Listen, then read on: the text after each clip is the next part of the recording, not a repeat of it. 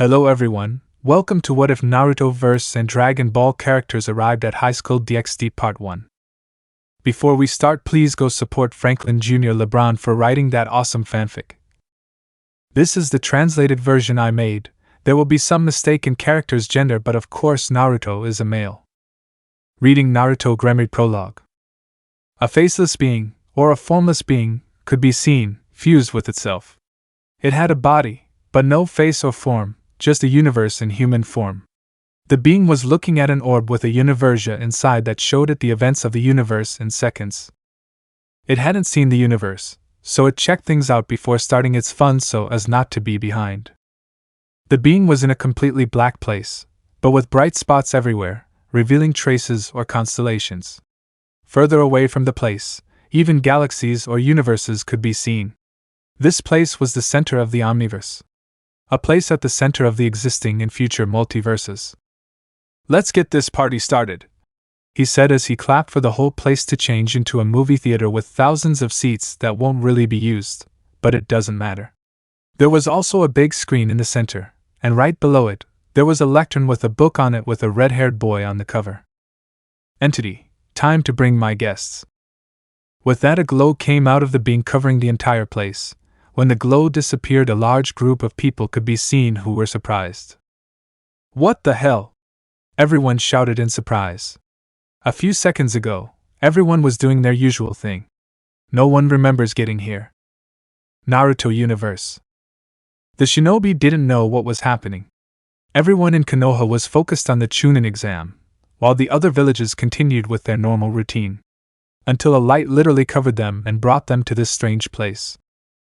The most confused was our favorite blonde, who was on his way to the final part of the Chunin exam and was late for it until a light covered him along with his rival, Konohamaru. Another surprised person was a snake Sannin, who a moment ago was next to his sensei waiting for the right moment to kill him and take the Uchiha with him to be his new body. Naruto Gremory Story Universe. You could see a number of demons, angels, gods, demigods, yokai, heroes, and fallen beings were very surprised. Everyone was doing their usual work, except for Azazel, who was at a bar bucking as usual, until they appeared here. Akatsuki was angry because he was planning his moves to start a new faction war with his fallen angels who betrayed Azazel along with him. Rias Gremory was amazed. One moment she was about to get married and the next she was in a movie theater with many people she didn't know and without her wedding dress. Dragon Ball Super Universe. I'll summarize it. They were about to travel to Trunks Pass to defeat Black and Zamasu, who were also sitting there unable to move. And those from Universe 6, who participated in Kampa and Bill's tournament, were in the same situation as the rest of the room. Before the conflicts began, a strong glow appeared in front of all the forest guests who, when they could see clearly, could see a being made of stars and galaxies. Basically, the being looked like a universe or something similar. "Entity, good morning." "Who are you?" Bills ordered angrily in the god of destruction of Universe 7. He was in the middle of eating Putin for the first time, and being dragged away from such a delicacy wasn't exactly in a good mood. "Entity, I am a cosmic entity that exists on a different plane of existence than yours. But for entertainment, I watch your alternate universes and timelines." "Entity, good. Now that there's no doubt what we came for," he said in his calm voice, the same one he'd had since they arrived here. "Naruto. May we know your name?" the blonde asked doubtfully, causing everyone to look at him in surprise and some angry. Speaking so disrespectfully to someone so powerful could lead to death. "Sakura, Naruto. You're going to get us all killed," shouted the pink-haired girl, friend of the blonde with a mustache, who looked at her with doubt. He just asked the name of the being in front of them. "Entity, don't worry. You can call me Entity." Naruto, okay. So what are we going to do?" "Entity, I want you to read a story that concerns all of you at once." That made many people curious. Obviously, they were all from different worlds and used different energy sources. From what they could tell from the beating/humiliation, so how could a story be intertwined with everyone in the room? Azazel, interesting. Could it be about the multiverse theory? He asked himself doubtfully.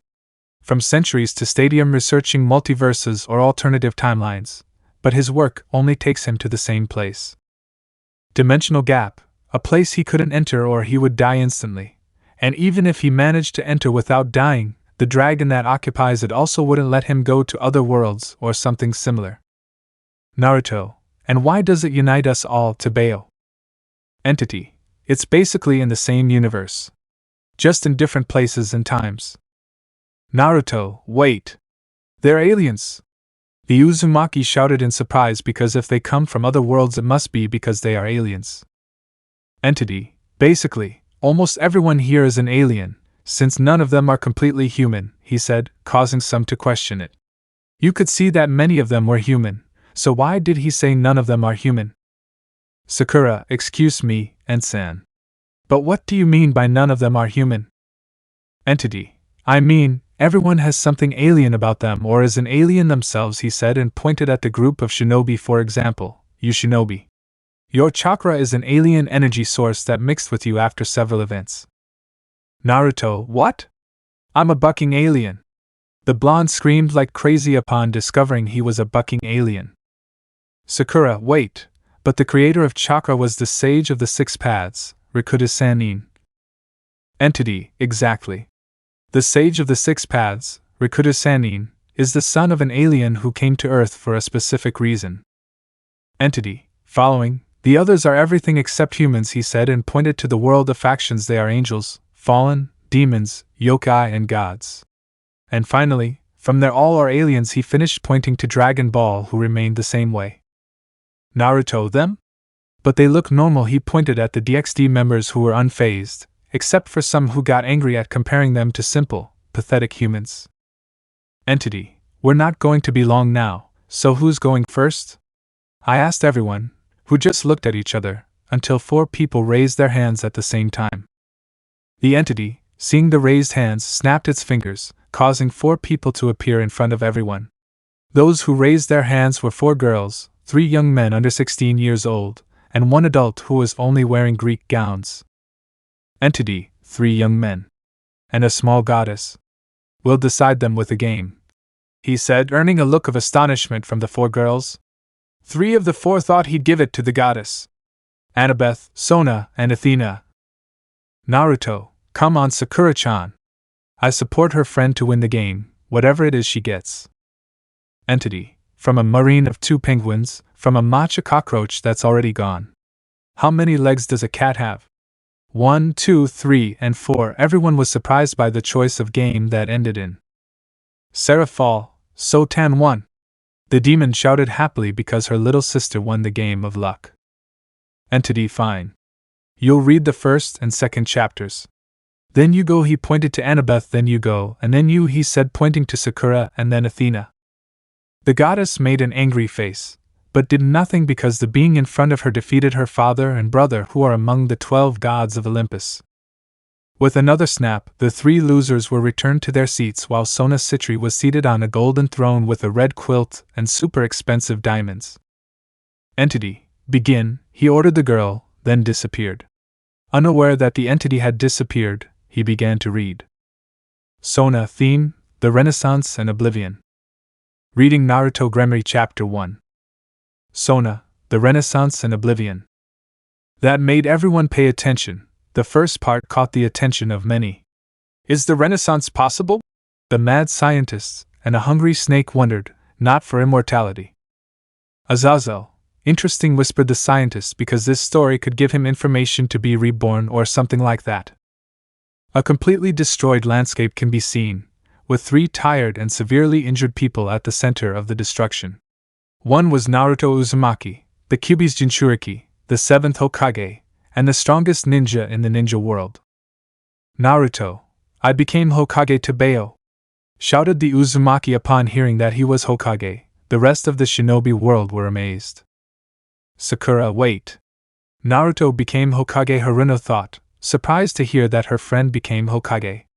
It wasn't that she didn't trust him, but seeing his level and the few jutsu he had, it would make the action difficult. The strongest ninja in the ninja world, that was impossible. A boy who repeated the academy 3 times and finished last every time became the strongest ninja in the world. Those from the other universes did not pay attention to him, they did not know he was Hokage, but the demons of the Gremory house were surprised by the name, although they calmed down when they saw the appearance that he was an adult blonde. Inside the screen, the other two were Momoshiki Akatsuki and Jigen, or better known as Ishiki Akatsuki. In short, they were aliens who consumed planets to become more powerful and extend their lives. They had been fighting for 6 hours since, as you can imagine, both Akatsuki came to Earth to consume their power. OFF screen. Those in the shinobi world were shocked and horrified by what the Akatsuki wanted to do, but the others were equally shocked. They must be strong or possess energy. A planet has the energy of those who die there, and if they consume that energy, their energy must be very high. But the intelligent ones realized something. Are they the ones who gave us chakra? Some wondered with doubt. They are aliens who go from planet to planet absorbing their energy, that must be it. Sakura. Who are the Akatsuki? The girl asked, a little afraid of what the Akatsuki will do to the planet in the future. A note fell into Sakura's hand, and she looked at it curiously. Sakura, the Akatsuki clan is a clan of celestial beings who arrived on Earth approximately a millennium ago. The Akatsuki had a great influence on humanity, beginning the history of shinobi. Akatsuki destroy planets for fun and have the ability to absorb the energy of entire universes and even stars. As the ancestors of all shinobi, they are the progenitors of notable clans such as the Senju, Uzumaki, Uchiha, Hyuga, and Kagaya. On the other hand, the Akatsuki of the moon were the creators of puppets, and therefore of their use in combat. Haruno finished reading it, astonishing all the shinobi because the strongest clans that existed in shinobi history were descendants of aliens who came here 1,000 years ago. Wait! The puppets come from them too? A boy wearing a black cat-shaped outfit and face makeup asked in amazement. Sakura, that's what it says here, replied Sakura, seeing that part again. But Naruto, who had already faced the first Akatsuki to come to Earth named Akatsuki Kagaya, stood up to both of them, leaving them on the verge of death, although he also received mortal injuries. OFF screen. This did astonish most of the room. The boy was comparable to beings who destroy planets for fun, and not only that, but beings capable of absorbing the energy of entire universes and the suns within them, yet he still managed to defeat them both. But those who appreciated the blonde were worried to see him so hurt. Goku, I want to fight them, the scion thought excitedly to see the level of those beings. Maybe they could make him reach a new level through his Senkai. Bill, those beings can be a danger to my position as destroyer. I'm on my guard because those beings could take away your position as god of destruction due to their high level of power. You're a bastard, Ishiki said, spitting blood. Although his wounds were minor, his lifespan was 3 minutes, as the Uzumaki used a technique that consumed his life with each hit. A being that would live billions of years was going to die in 3 minutes. That was humiliating, especially for the being of the Akatsuki royalty. The Akatsuki of the secondary branch were strong to the point of destroying planets with simple weapons like axes or trench knives without surprising abilities, but those of the main branch were up to 3 times stronger just at birth, being able to awaken digits never seen before, as was the case with the one who had the Dharma Eye. OFF screen. Goku, amazing! I want to fight them! Shouted a Palmer hare longing for a battle, while next to him a flame hare also smiled for a battle. Beings capable of splitting planets with simple axes are challenges that he needs. Not like those in Seps of Universe 6 who are not even half of him, the Scion Prince. Bills, stop yelling, you idiot! I yell at Goku, afraid that the entity would get upset with the idiot who only knows how to fight. Sona ignored the fighting enthusiast she didn't know to continue reading. Orochimaru, to be able to split planets with simple axes. I wanted Cuckoo. Cuckoo the snake licked his lips at such great power, apart from the fact that just by birth those of the main branch were 3 times stronger. If that was true, he could obtain the body of one of those beings and would be invincible, or even better have the body of the Uzumaki who managed to surpass both supreme beings. They destroyed planets just to watch as the planet's inhabitants slowly suffered. They were superior beings who could destroy galaxies as a game and absorb energy from parallel dimensions if they wanted, even that of a sun, being able to cause supernovas as a game. His dojutsu allows him to choose any non-living thing, except him, within a radius of 100 meters around him. At his side was Momoshiki, but he fared worse because while he could take the Uzumaki's blows, Momoshiki was weaker than him and therefore up to 100 times weaker than the blonde Hokage. That made everyone who had or wanted Gojutsu stare in awe at the power of that eye. An eye that would make you nearly untouchable, since the eye had no time limit, or anything like that. Naruto, I'm amazing to Bayo, said the blonde, seeing how strong he looked. Matching beings capable of destroying universes and even surpassing them was something that he is sure not even the first Hokage did. Hiruzen, I'm happy for you, Naruto, she told the blonde, who is happy. He shared her same excitement to see how the boy fulfilled his dream. Jiraiya, who would have thought that the Gaki would become so strong, thought the Toad Sannin as he saw his current student become the strongest ninja currently, and even the strongest in all of time in the shinobi world. Naruto, this hurt like shit, he thought, feeling a rod in his stomach. Normally that would be nothing. He had already been pierced through the chest about 7 times, losing his left lung 3 times, his left lung 2 times, and his heart once, and he always healed. But now that neither he nor his friend Kurama, the Kyuubi no Kitsune, had chakra, death was inevitable. OFF screen. The blonde's friends were concerned to see his condition, although those who knew about the Kyuubi and its nearly infinite chakra were surprised. The strongest and most chakra-rich beasts ran out of energy. That must mean the enemies forced him to use everything he had. That surprised many in the room. Being able to regenerate both lungs and a heart is incredible, a good level of regeneration, but there are better ones. But that doesn't mean it's not surprising. Especially for Dragon Ball fans, there are few who have that level of regeneration, or even higher. Inside the screen, Naruto looked to the side and saw Ishiki slowly get up and walk towards him. He just ignored him. After all, he was going to die no matter what they did to him. He was almost immune to pain, so if they tortured him it would be nothing. Ishiki stood in front of the Uzumaki who had given him so much trouble. At first he did not accept being defeated by a mortal, but after seeing the great power of the Uzumaki and investigating the Bratz clan, he realized something. The boy was a descendant of the Akatsuki princess, Kagaya Akatsuki, the daughter of the first Akatsuki king, an almost omnipotent being only below the Akatsuki god, who is completely omnipotent, slightly omniscient, and omnipresent. Being a descendant of Kagaya, this makes him a semi-god since he has more Akatsuki genes than Uzumaki genes, because having the Kyuubi, which was a part of Jubi, increased his Akatsuki soul cells above the normal Uzumaki ones, reaching the point of becoming an almost supreme deity like the first 3 Akatsuki kings. Naruto. A demigod? What's that? He asked, generally speaking, which made them look at him with doubt. Does the boy really know what a demigod is, or is he just asking to be attentive, and hoping it would be the last one? Sakura, Naruto, a semi-god is like half-god, she whispered in her friend's ear, making him bump his palm with her hand in joy. Naruto, that means I'm a half-god, he exclaimed with joy, because if he is a half-god many will recognize him, and even finish his name. Now Konoha was about to collapse. Its weakest and most disappointing ninja became a demigod. That made many covet him, because if the boy joins them they will be unstoppable. Leaving all that aside, he sat next to the Uzumaki and looked at him. You are the last hope, he said, and placed his hand on the chest of the blonde, who did nothing to prevent it.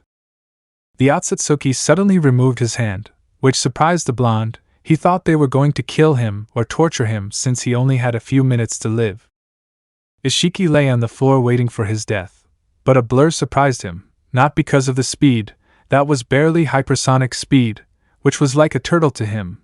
What surprised him was seeing Momoshiki stick his hand in the blonde's chest, who only growled but still didn't do anything against it. I hope you live, human, he said acidly, the same thing that Ishiki did to the blonde. He implanted his karma, and only told him to live because it was his last hope of life. Karma was a method of revival for an Akatsuki, since to harvest planets they had to sacrifice themselves to the Jubi to be eaten, and by using karma they would revive in the body of the person on whom karma was placed. This did interest Orochimaru 100%. A technique capable of transitioning from body to body would give him his long-desired immortality. But if the technique also granted him the techniques of the vessel, that would be perfect. Azazel, reincarnating over and over again into the person who killed you, an interesting yet effective technique, thought the crow, thinking of trying something similar. In a war, it would be the best way to keep yourself alive and kill all your enemies. He had already had another vessel prepared, but he died along with his other possible vessel, which was Uchiha Sasuke. His first vessel was Uzumaki Boruto. The boy was very promising, being the son of Naruto. Obviously, he inherited some of his deity blood, and since his mother was also a descendant of Kaguya, the boy was born with incredible potential. But less than her younger sister, Uzumaki Himawari, who seemed to be the one who obtained the most blood of gods. The 5-year-old girl knocked out Uzumaki Naruto and the Kyuubi inside him with a single blow, an almost impossible action. It is true that they were not on guard, but few are lucky enough to say that they have even been able to meet Uzumaki Naruto without their guard up. How did he know so much about the girl? Karma gives you information about who you planted on, and since he planted it on both father and son, he could see how incredible the girl was, who awakened the Byakugan at age 5, where it normally only awakens at age 8. OFF screen. All the elemental nations and some from DxD looked at the blonde with greed. The boy had both children as prodigies among prodigies. From what the Akatsuki says, the girl could even surpass her father if she can train enough. Danzo, I need the boy to have children quickly.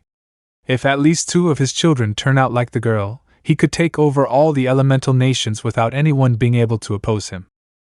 Hirozen, I'm watching you. Danzo thought the Hokage when he saw Danzo's gaze on the blonde. He didn't seem to care. Leaving that aside, he noticed how his right arm began to turn into dust. When he turned to his side, he could see Ishiki's clothes, who had already died, and not a minute later he also completely turned into dust. While next to him, Uzumaki Naruto seemed to be unconscious, but in truth he was in his mind talking to his lifelong friend literally. In Naruto's mind, a nearly endless landscape with water on the ground could be seen. Naruto was sitting in the center, while behind him was a large fox with 9 tails. This was Kurama, the Kyuubi no Kitsune, or 9-tailed fox. He was 60 meters tall on 4 legs, and 100 meters tall on 2 legs, not counting his 9 gigantic tails. Azazel, it's the same size as Great Red, he said, surprised to see it being the same size or larger than Great Red. I never expect to see something like that. Michael, it's almost as big as 666. It could be a danger to the sky, Michael thought carefully. That creature was releasing pure evil that could weaken the sky much more than Trihexa would. The yokai were surprised. A Kyuubi apart from their leader, they never thought they would see this, even more so if the fox was compared to the strongest creature in their world. Naruto, I never thought I would die like this, he said with a sad tone, not because of dying, but because of taking his friend and not saying goodbye to his youngest daughter and beloved wife. Kurama, likewise, I never thought I'd die with a puppy, he replied with a sad smile. I think a gift before I go would be nice. When Naruto heard that he raised an egg, which his friend wanted to give him now, both of them were going to die, that would be of no use to him in death. What is Kurama? He asked with doubt. Naruto did the same as his future self, saying that anything the Kyuubi gave him wouldn't be of much use to him, so he wouldn't say anything, even if he was very grateful. My essence, I don't have any chakra to give you right now, but my essence will make your chakra purer and stronger than mine, enough to create semi-physical weapons like the chakra arms you always used to fight. OFF screen. The Bijus within his Jinchuriki were surprised to hear from Kurama.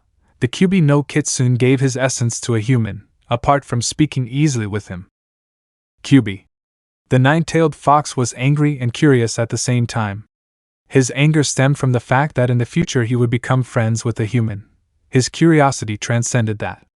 Why would he become friends with a human? No.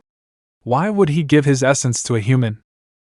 Naruto, and what good will that do me? We're going to die, he said with doubt. They say there is something after death, it may be true. He mockingly responded to his first friend. If that's true, your gift will come with me. I don't know. Really? You want me to find out right away? Kurama, it is not yet known if there is life after death, this is just a precaution. Naruto, so now we just wait to die. Yes, he replied with a chibi face. Sakura, seriously, Naruto? You're dying and all you do is lie down? Naruto, My future self, he defended himself because basically he wasn't the one who is currently doing it, only the future me who seems suicidal for not trying something to continue living. Kurama, why are your tails turning into smoke? The blonde asked curiously. I am a biju. Bijus being chakra beings, we cannot die, we only go to limbo and then reappear. That is why I give you my essence, that way I will not reappear and humans will not be able to seal me again, she spoke calmly. One of the reasons for giving her essence to Naruto was to not live anymore. Naruto, and the others? What will happen to them? He asked, worried about the beasts. He knew that the humans would try to seal them again once he died. The only reason they didn't do it in life was that as the strongest ninja, no one dared to go against his will for fear of his power. He could devastate villages and destroy millions of armies even sleeping. He was the strongest being on the planet, capable of destroying a planet like Jupiter in a single blow. He uses physical strength without holding back, and disobeying what he says is something that no one in their right mind Aryan. Goku, did you see that, Vegeta? I'm eager to fight him. Vegeta, shut up, Kakaroto, and he's going to die, in case you forgot. The prince said without looking at his rival. Although he, too, would like to fight an opponent with such physical strength. A planet the magnitude of Jupiter is a planet that not even he could dream of destroying with pure physical force. Michael, how can someone of that magnitude exist? He is too big an imbalance for the universe, he thought, amazed by such power. A power like that was one that not even his father had, and he was God, a being above everything and everyone. Since he became a Kage, no matter what happened or what his shinobi did, they never threatened him with war like they did in the old days. Although they told him about what he did, they never mentioned war or battle, but he never abused that fear, which doesn't mean he would give them trust. After all, thanks to that fear there is peace. In his youth he was determined to bring peace with love and understanding, but after seeing that the only reason the villages abandoned the ceasefire was because of his enormous power that no one could compare, he decided to leave it that way, never giving any indication of threat but also not showing any signs of weakness. Kurama, that depends on them. They decide whether to live as slaves or die free, he said still calmly, almost neutral. Naruto, I just hope they make the right decision, he thought as he remembered the new Reikage. Although the guy wasn't bad, it could be seen from afar that he would be the first to order the sealing of the bijus. After all, when he became seriously ill with a deadly disease, he was the first to challenge him since he came to power. Apart from his right-hand man Shikamaru, but he challenged him because he knew what they would eat on a particular day. Naruto. Of course it's ramen. He complained to his lazy best friend, who just sighed. Just being his friend is a pain in the ass. Imagine being his right-hand man.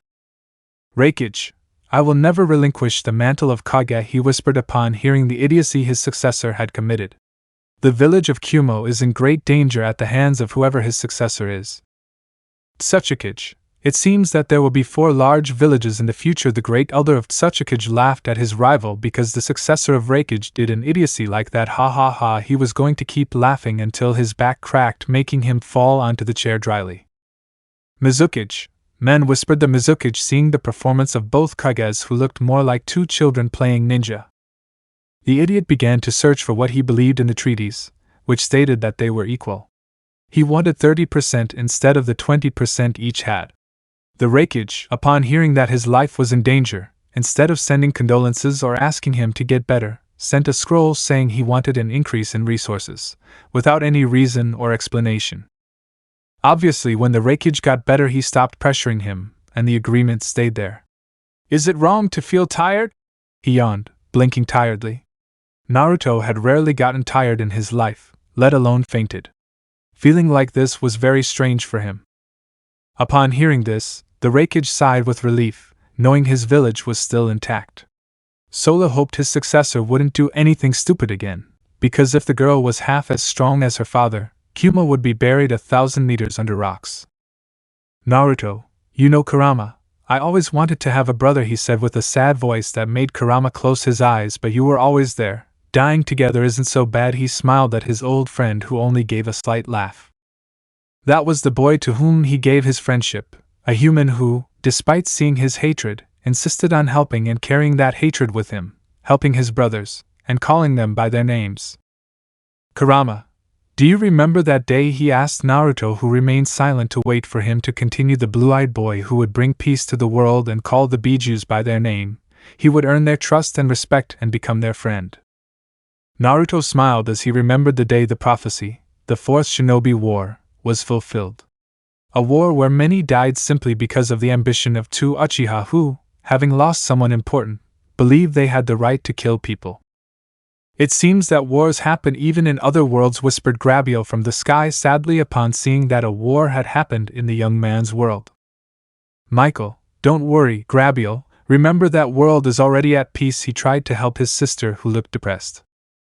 Kakashi, two Uchiha started a war, that means it, he muttered to his not-so-secretly favorite student.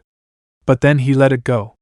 Sasuke only wants revenge against Itachi, so he wouldn't be capable of starting a war. Madara Uchiha and Tobi, later revealed to be Obito, a former friend of his teacher Kakashi and a student of his father. After surviving an avalanche, the boy was saved by Uchiha Madara in his 170th year to be his successor in a plan for world domination.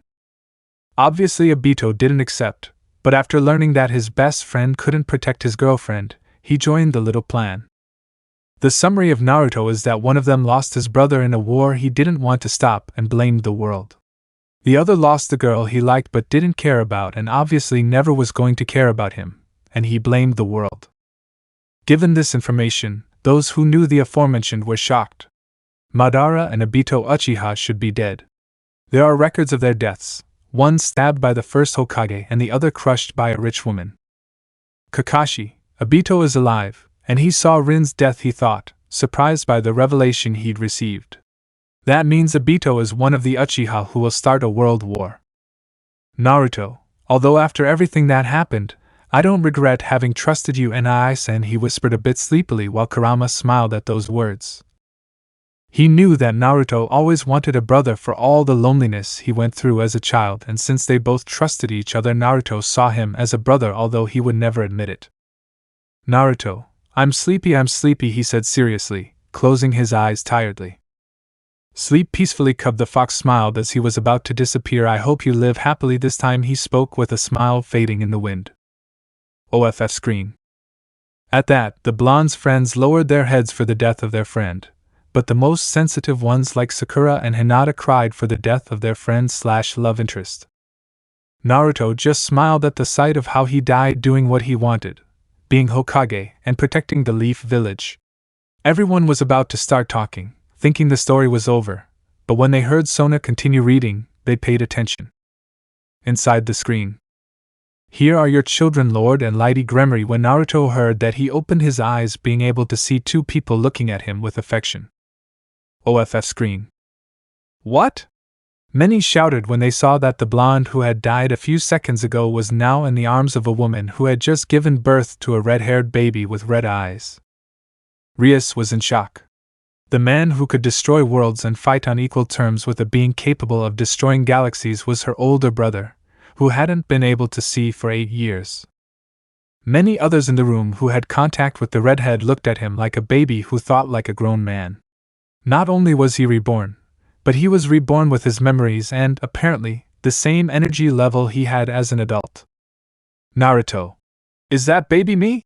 He asked himself in amazement because he had just seen himself die and be reborn in something that seemed like another world. What happened? He asked himself mentally, looking at the men. He tried to speak, but only heard murmurs coming out of him. This surprised him, but when he saw their small hands he understood. He had been reborn, and from what he saw, those gentlemen were his parents. Nanana bluff tatata. He tried to speak, but nothing came out of his vocal cords that had barely developed. OFF screen. Still, no one in the room could believe it. The boy literally remembers his entire past life without any restrictions. And for many, that could be a problem. The boy relearned his techniques and became as strong as he was before, thus shelving all his plans. Rias, that means Oniai-chan can help me with my engagement, she thought, regaining hope that she could get out of the political marriage. Look, Xiaticus, Naruto-chan is trying to talk. What do you think she's trying to tell us? A young woman named Venelana Bales spoke. Venelana has short brown hair and lilac eyes, and is currently wearing a hospital gown, holding 2 babies in her hands. One was Naruto, who was born with red hair and blood-red eyes. The other baby was a girl who looked a lot like her mother, only with red hair and green eyes like her father. "I don't know, dear," said a middle-aged man with long crimson hair and bright blue eyes like little Rias. "My parents are young, 25 years old, younger than my age in my other life," he thought when he saw his mother and father, not knowing that both demons were over 4,000 years old and, above all, they were chief demons of one of the clans of hell. "We'll see what happens to my life now." 8 years later. Apollo. Something bad is coming, earning the attention of some since he was the god of prophecies. If he said that, it was because he must have seen something. "Naruto, why do you say that?" asked the blonde, looking at the man who had a strange look. "Apollo, a time jump always brings bad things. And the longer it is, the worse it is," he told the blonde, who was only thinking about that, but too weak to pay attention to the reading. During this time, Naruto managed to find out a lot about this world and his family. It turns out that his parents were not horny 25-year-olds. If not some elders of more than 5,000 years, and they were also supreme class demons, leaders of the Gremory clan, and their mother was the daughter of the leader of the Bale clan, an old man whose name she does not remember. He and his younger sister, Rias Gremory, were the second and third children of the family. They had an older brother who, in their opinion, was an idiot, Lilikan, and Pamperer.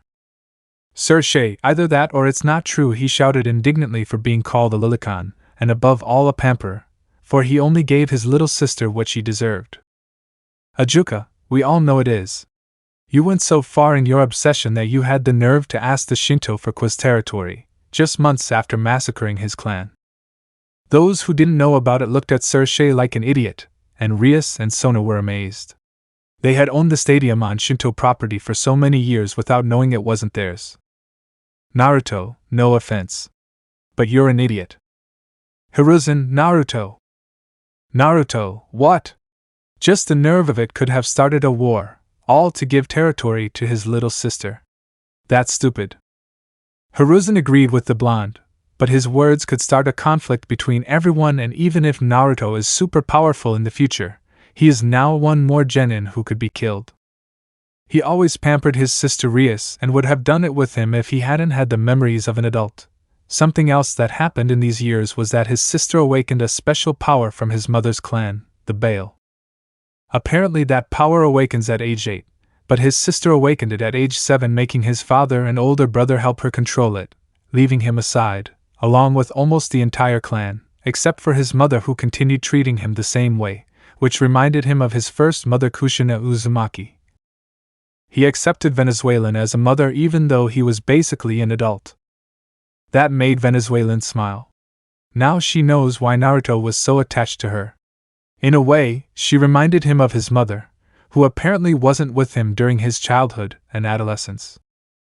"Naruto, I'll meet my mom," the Uzumaki thought happily upon learning even the name of the person who brought him into the world and gave him life.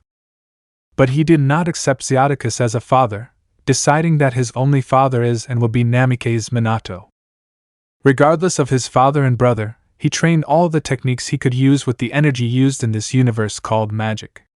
Of all his techniques, only 75% could be used with magic, and unfortunately, the Rasengan was not on this list.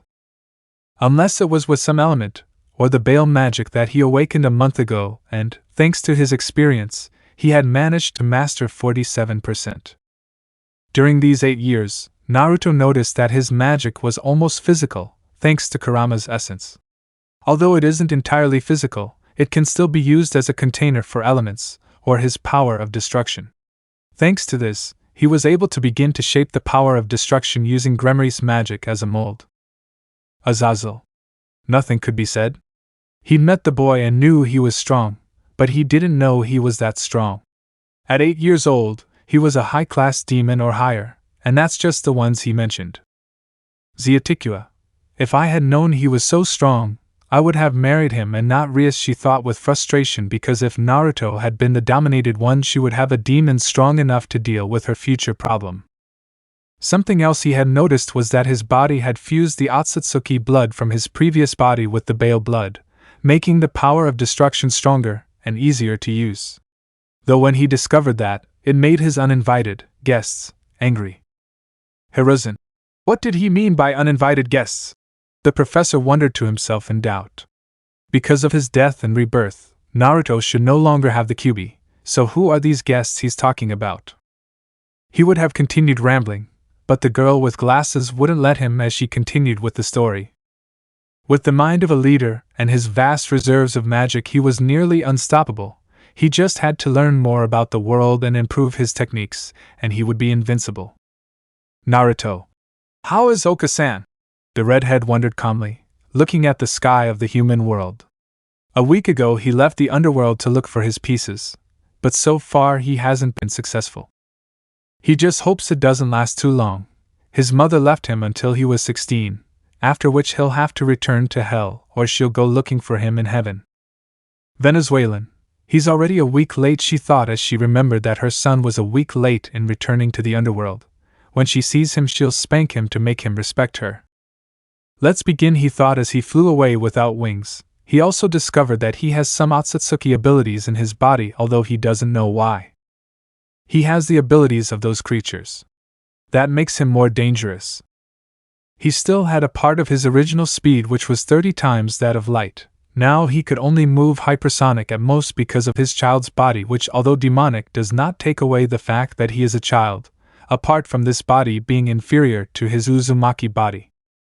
Strength, speed, intelligence, their previous body is superior in every way. The only thing they surpass is vitality. While a normal Uzumaki would live 200 or 500 years at most, a demon would live close to thousands of years. They are not immortal, so one day they will die, but it won't be soon. End. OFF screen. Several people in the room were amazed to learn what an Uzumaki was. They are literally the perfect soldier. They have a body that's larger than human, or even demonic, live for nearly 5 centuries, and possess abilities like precise detection. Naruto, I'm going to live 200 years. He asked no one in particular.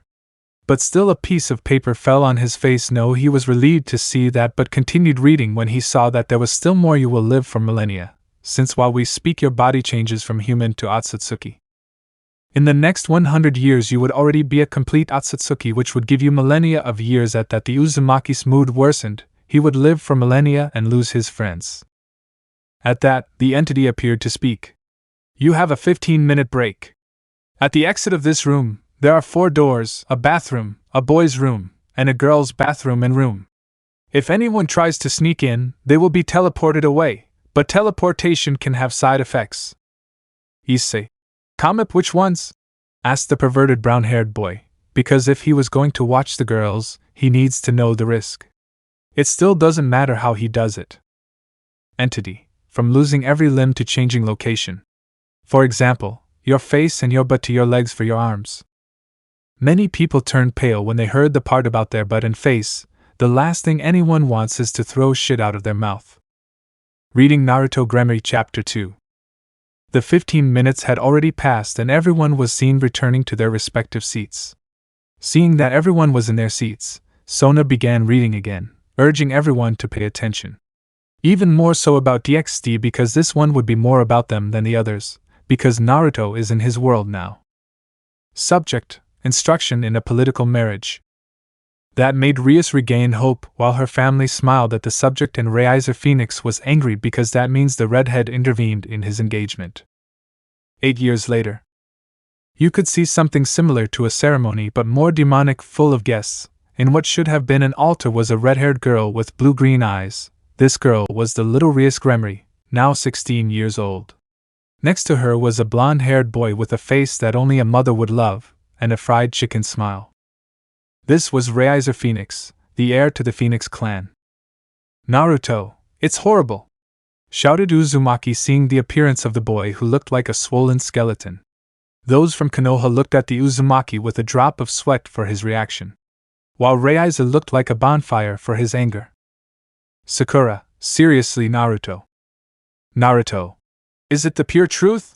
He said, convinced, because Raizer looked like a pigeon with a swollen chest and spaghetti arms. Both were about to get married by the political marriage of their clans. Rias did not want this. She tried to undo the contract with a raiding games, a chess-like game where the pieces fight as if it were a board, and if the king falls or surrenders the opponent wins even if he has all his pieces inside. Naruto, like Shoji, I don't know what it's called XD, he said with doubt because that game is very similar to the one his lazy friend plays. Ajuka a little. It just has different moves and the pawns change value depending on their place, he said, giving a light explanation of chess without noticing Naruto had a blank face. You didn't understand anything? Sasuke asked Naruto, who shook his head blankly. Shoji isn't his thing, much less this chess game. And unfortunately for her, she had to give up so that her pawn Issei Hyoto wouldn't die at Reiser's hands. Rias frowned angrily as she remembered her defeat against Reiser, which she would never accept, but it was humiliating since she had to beg him not to kill her servant. Beside her, Reiser had an arrogant look upon seeing her victory again. Before the wedding could continue, the gate was destroyed, sending all the guards stationed at the gates flying. When the smoke cleared, a pink-haired girl wearing very revealing clothing and boots resembling dragon scales could be seen. Hello? The girl greeted, angering the demons for interrupting this event. However, the demons who survived the war between the three factions became serious upon seeing her. Some were even on guard at her presence in the wedding hall. Reiser, who does that hitch think she is? The demons of the three factions war became serious upon seeing the girl many DxD members knew perfectly well. Because of this, the demons were terrified to think that one of them had bothered the woman, and so they came to eliminate them. Rias didn't think he was her brother, but when she saw that she was just a lowly, she was disappointed. Maybe her brother wouldn't save her like he thought, and her destiny was to marry the phoenix. Within seconds, a redhead with golden shoulder pads and a large white cape with gold designs appeared in front of the pink-haired girl, who just smiled. This was Sasuke Gremory, Naruto's older brother, and the current Lucifer. Forgive my courtesy, Milan-sama, but entering like that is not appropriate, he said seriously to the pink-haired girl who only tilted her head. This was Milan Nava, the third celestial dragon and the strongest among the three. She can fight Ophis on equal terms for a long time, and if she uses her maximum she can even win, but she never fought the Gothic lowly, that is still in doubt. My lord ordered me to break it, he said, to which Sasuke was about to ask but a voice stopped him. The factions were shocked by those words. Someone managed to get Milan Nava to join a group or a particular person. That was something that not even Ophis managed to do due to their similar power level. Although they never fought because they could destroy the planet's terrestrial layer, it was made clear that Milan has a very similar level to Ophis because Milan did not fear or respect the Infinity Dragon, nor did she fear Great Red. Sasuke, someone is attacking the underworld, he thought worriedly, thinking that Milan's master ordered her to destroy the door.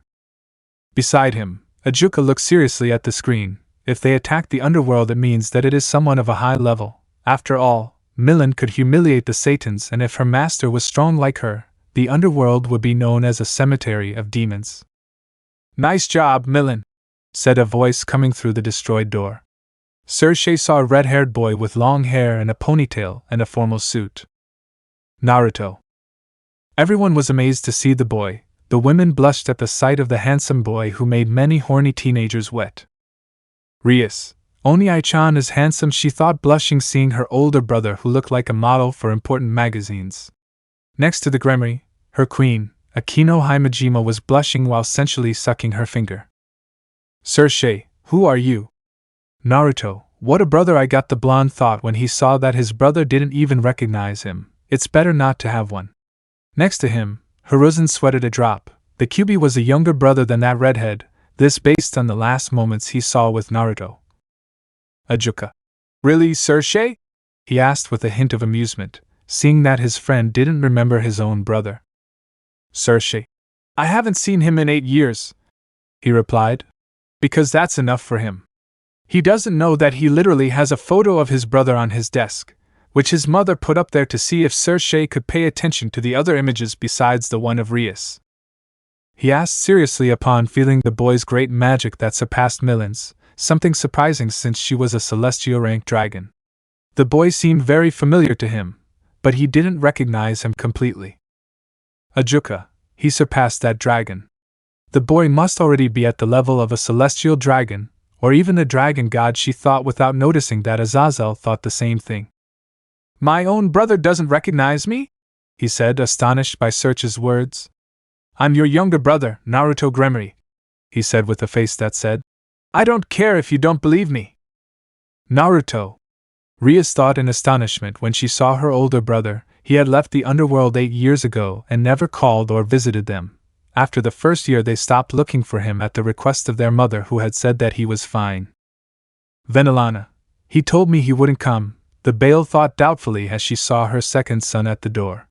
She had invited him to the wedding, but he turned it down, saying he had things to do that day. Zeodicus looked at his wife, who continued to stare at the screen. She had hidden from him the fact that she had contact with their youngest son. Venezuelan, don't look at me like that, she said to her husband, who looked away angrily for having hidden that information from him. Zeodicus, what are you doing here, Naruto? He asked, approaching his son very surprised. Naruto had not had contact with the underworld for 8 years, and appearing today without warning was very strange. I heard that Rias was going to marry Reiser, so I came to prevent it. Someone as weak as Reiser won't contribute anything to the Gremory, and if it's with his blood, we can wait another 100 years for a new phoenix to be born, he said, angering the phoenix, who felt insulted. He wasn't married to Rias just because of his blood, but also because of his great strength and importance in the underworld. Poor ugly little thing. At that, several people laughed, angering the phoenix, who was already full of fire with rage. Rias smiled happily upon seeing that her brother had come to help her with her engagement to Reiser. Reiser was angry upon hearing those words. He wasn't just some poor, ugly little thing. Reiser, damn you! How dare you insult me? Insulting me is insulting the entire Phoenix clan. Naruto, that's true. The Phoenix smiled madly as he saw the Gremory accept his superiority over him. Because you only stand out because of your clan. No one knows you for being you, but for being the middle child of the famous Phoenix clan, he said with an uninterested face while arguing with Reiser, while behind him Milim laughed a little. Reiser, damn you! Thought the Phoenix, even more angry seeing how the damn Gremory humiliated him again. That's why Reiser got angry. How dare that extra say that about him? He was the great Reiser Phoenix, the next leader of the Phoenix clan. Reiser, Mal. Before anyone could speak, a brown-haired boy jumped out the door, ending up in a strange anime-like pose. Stop this wedding. Rias Bucho's virginity belongs to me. When the boy shouted this, everyone looked at him as if he were an idiot. All the men in the room looked at the brunette in the room like he was stupid, and the women were filled with anger at how the pervert referred to women. Akino, era. Issei-kun is going to die on us, she mocked the fall of her partner, who was hiding from all the looks he had earned. Naruto, this is the Sekiryurai. Rias is very desperate to have taken the fool into her nobility, the redhead thought, seeing the boy. He heard about him, and they are not good things at all.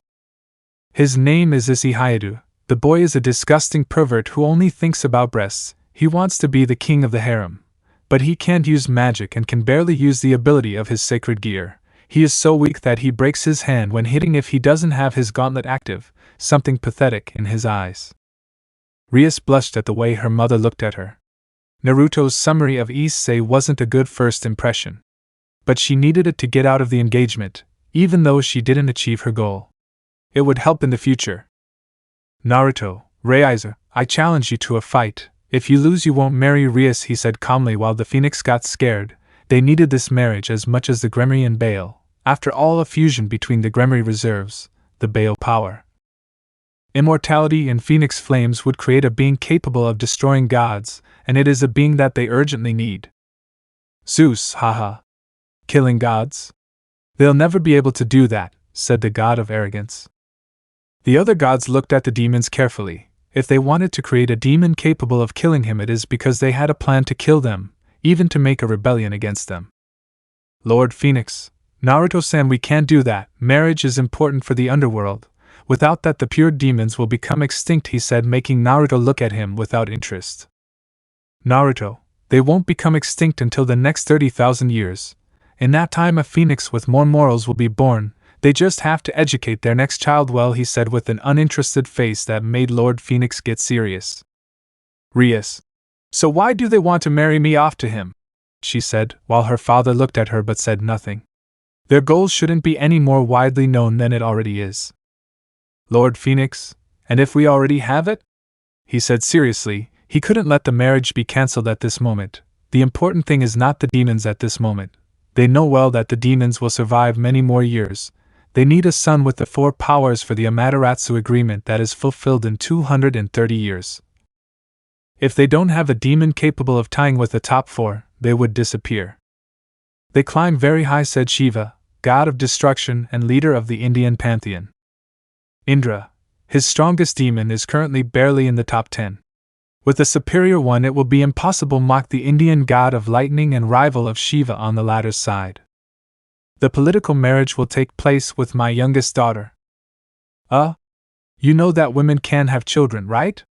He spoke as if the man in front of him was an idiot. Upon hearing that, everyone sweated for a drop of Naruto's stupidity. The room broke into a sweat upon hearing those words. You're an idiot, Sakura said to her friend, who collapsed. His version of the future is even more of an idiot than he is, and that's saying something. He doesn't consider himself an idiot, but he's not the smartest person in the village or of his generation either. Naruto, I'm stupid, he whispered, seeing his future self doing something stupid that Arya didn't. Well, not entirely. Lord Phoenix only gave a damn about the boy. No, my daughter will marry you if you manage to defeat my son Raizer. Naruto just nodded without any interest, while behind Lady Phoenix a small blonde frowned. She would not marry someone weaker than her. She was the youngest daughter of the great Phoenix clan. At that, Ravel looked at her father angrily. She wouldn't marry someone weaker than her, not even in her dreams. All right, he said, knowing this marriage was necessary to save his foolish brother and the underworld in general, but especially his foolish brother, but also the underworld. Obviously, especially his foolish brother. Sir Shay, I have it clear now, he said, grunting as he remembered that he had to be saved by his brother or future nephew, who was his most viable hope. Ajuka/Seraphal, you earned it, they told their friend, who only grunted at the memory. Naruto, but I'll have to meet her for a few days and then we'll decide when we'll get married, he said while putting a candy in his mouth and turning to an angry Raizer for the agreement. They'll replace him that easily with an extra like the redhead in front of him. He couldn't allow it. Naruto, that's true. I have to meet her. Hinata, is Naruto-kun getting married? She thought sadly, knowing that her love interest was getting married. Naruto, take us, he said to Sir Shay, who nodded, raising his hand. But before Sir Shay did anything, a voice stopped them. I'll fight too, shouted Issei, raising his fist like an idiot, making Naruto wonder if he is an otaku or an ero manga reader. Or even worse, he had second-degree syndrome. The boy made many ridiculous and idiotic poses. Issei, I don't have high school syndrome. He shouted angrily because they wanted to tell him that he was an otaku who believes that anime is just like in real life. Naruto, then let me do those poses, the Uzumaki replied from afar. What did you say, damn it? The brown-haired boy asked, angrily, hearing the Uzumaki's words that dismissed him. Naruto, whatever you say. Perverted otaku, he said as he looked back at the story. Naruto, why? You won't contribute anything to the fight, he said, making Issei look at him angrily while pointing his gauntlet at him. Issei, damn you! I'll defeat you and you'll see how strong I am. Naruto just nodded without any interest in the brown-haired boy. Without saying anything else, Sir Shay made the trio disappear and appear on a battlefield with giant chess pieces at every corner. Issei, I will defeat them and make Rias-Pucho fall in love with me. Issei, yes. And I will become the king of the harem. Venelana, I don't want to see you with my daughter again, she said to her daughter's servant, who got angry about that, but Essentio. He said with conscience, raising his fist as he turned to look at Naruto, who put on some Bluetooth headphones and ignored him. You're a low class, you couldn't defeat me even if you trained for 1,000 years, the fried chicken said arrogantly. But seeing Naruto with headphones made him very angry. Damn. How dare you ignore me? Naruto didn't even look at him. Raizer, who does that bastard think he is? Growled the phoenix angrily. Raizer launched a blast of fire towards Naruto, who did not flinch when he saw the fire approaching, At that moment Naruto disappeared from the path of the attack. Those from DxD in the shinobi world were shocked to see the boy disappear. Few were able to actually see him. Most are from Dragon Ball, others are from the Kage, gods, and DxD top 10. Azazel, superior to lightning, he thought when he saw the movement of the boy who surpassed lightning by far, could be light in the future if he is not already. Jiraiya Minato. Your son might surpass you in speed, he thought, seeing the boy's speed that could be hyper beam or faster. Naruto, very slow, said behind Reiza, who before moving was hit by the flat side of a giant red sword with destruction magic inside. The blow sent him flying, literally splitting him in half. Kakashi, that sword is similar to Zabuza's, he thought when he saw the sword very similar to the fog demon. Apparently Naruto took the image of the sword. Zeoticus, what control! All that is Gremory energy, he thought, surprised by the control his son had over his clan's magic. So much control as to manipulate pure energy and mold it at a high level, something no one in his clan did because for them their magic is simply a large quantity without any quality. But Naruto just proved that his clan can be strong on its own, without Bale magic, without immortality or phoenix fire, just their magic and that's it.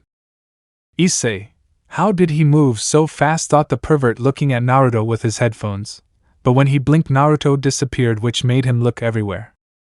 Are you looking for me? I asked from behind the brown-haired boy, who felt a chill. In desperation Issei threw a punch towards Naruto, who disappeared again, then appeared again in the same place, and held Issei by the arm and then hit him. That stunned him. He's strong, Shiva thought. This kid is very fast and very strong. If he trained longer, he'd surpass the top 10 and give them a good fight. Indra, he could help me defeat Shiva, the god thought greedily to see the power of the boy who with a few more years of training could beat Shiva. So much strength, he thought, surprised by the blow. Naruto launched another blow at Issei, but this time without even touching him, he sent him flying with a sonic shockwave that destroyed the pieces where the brown-haired boy hit.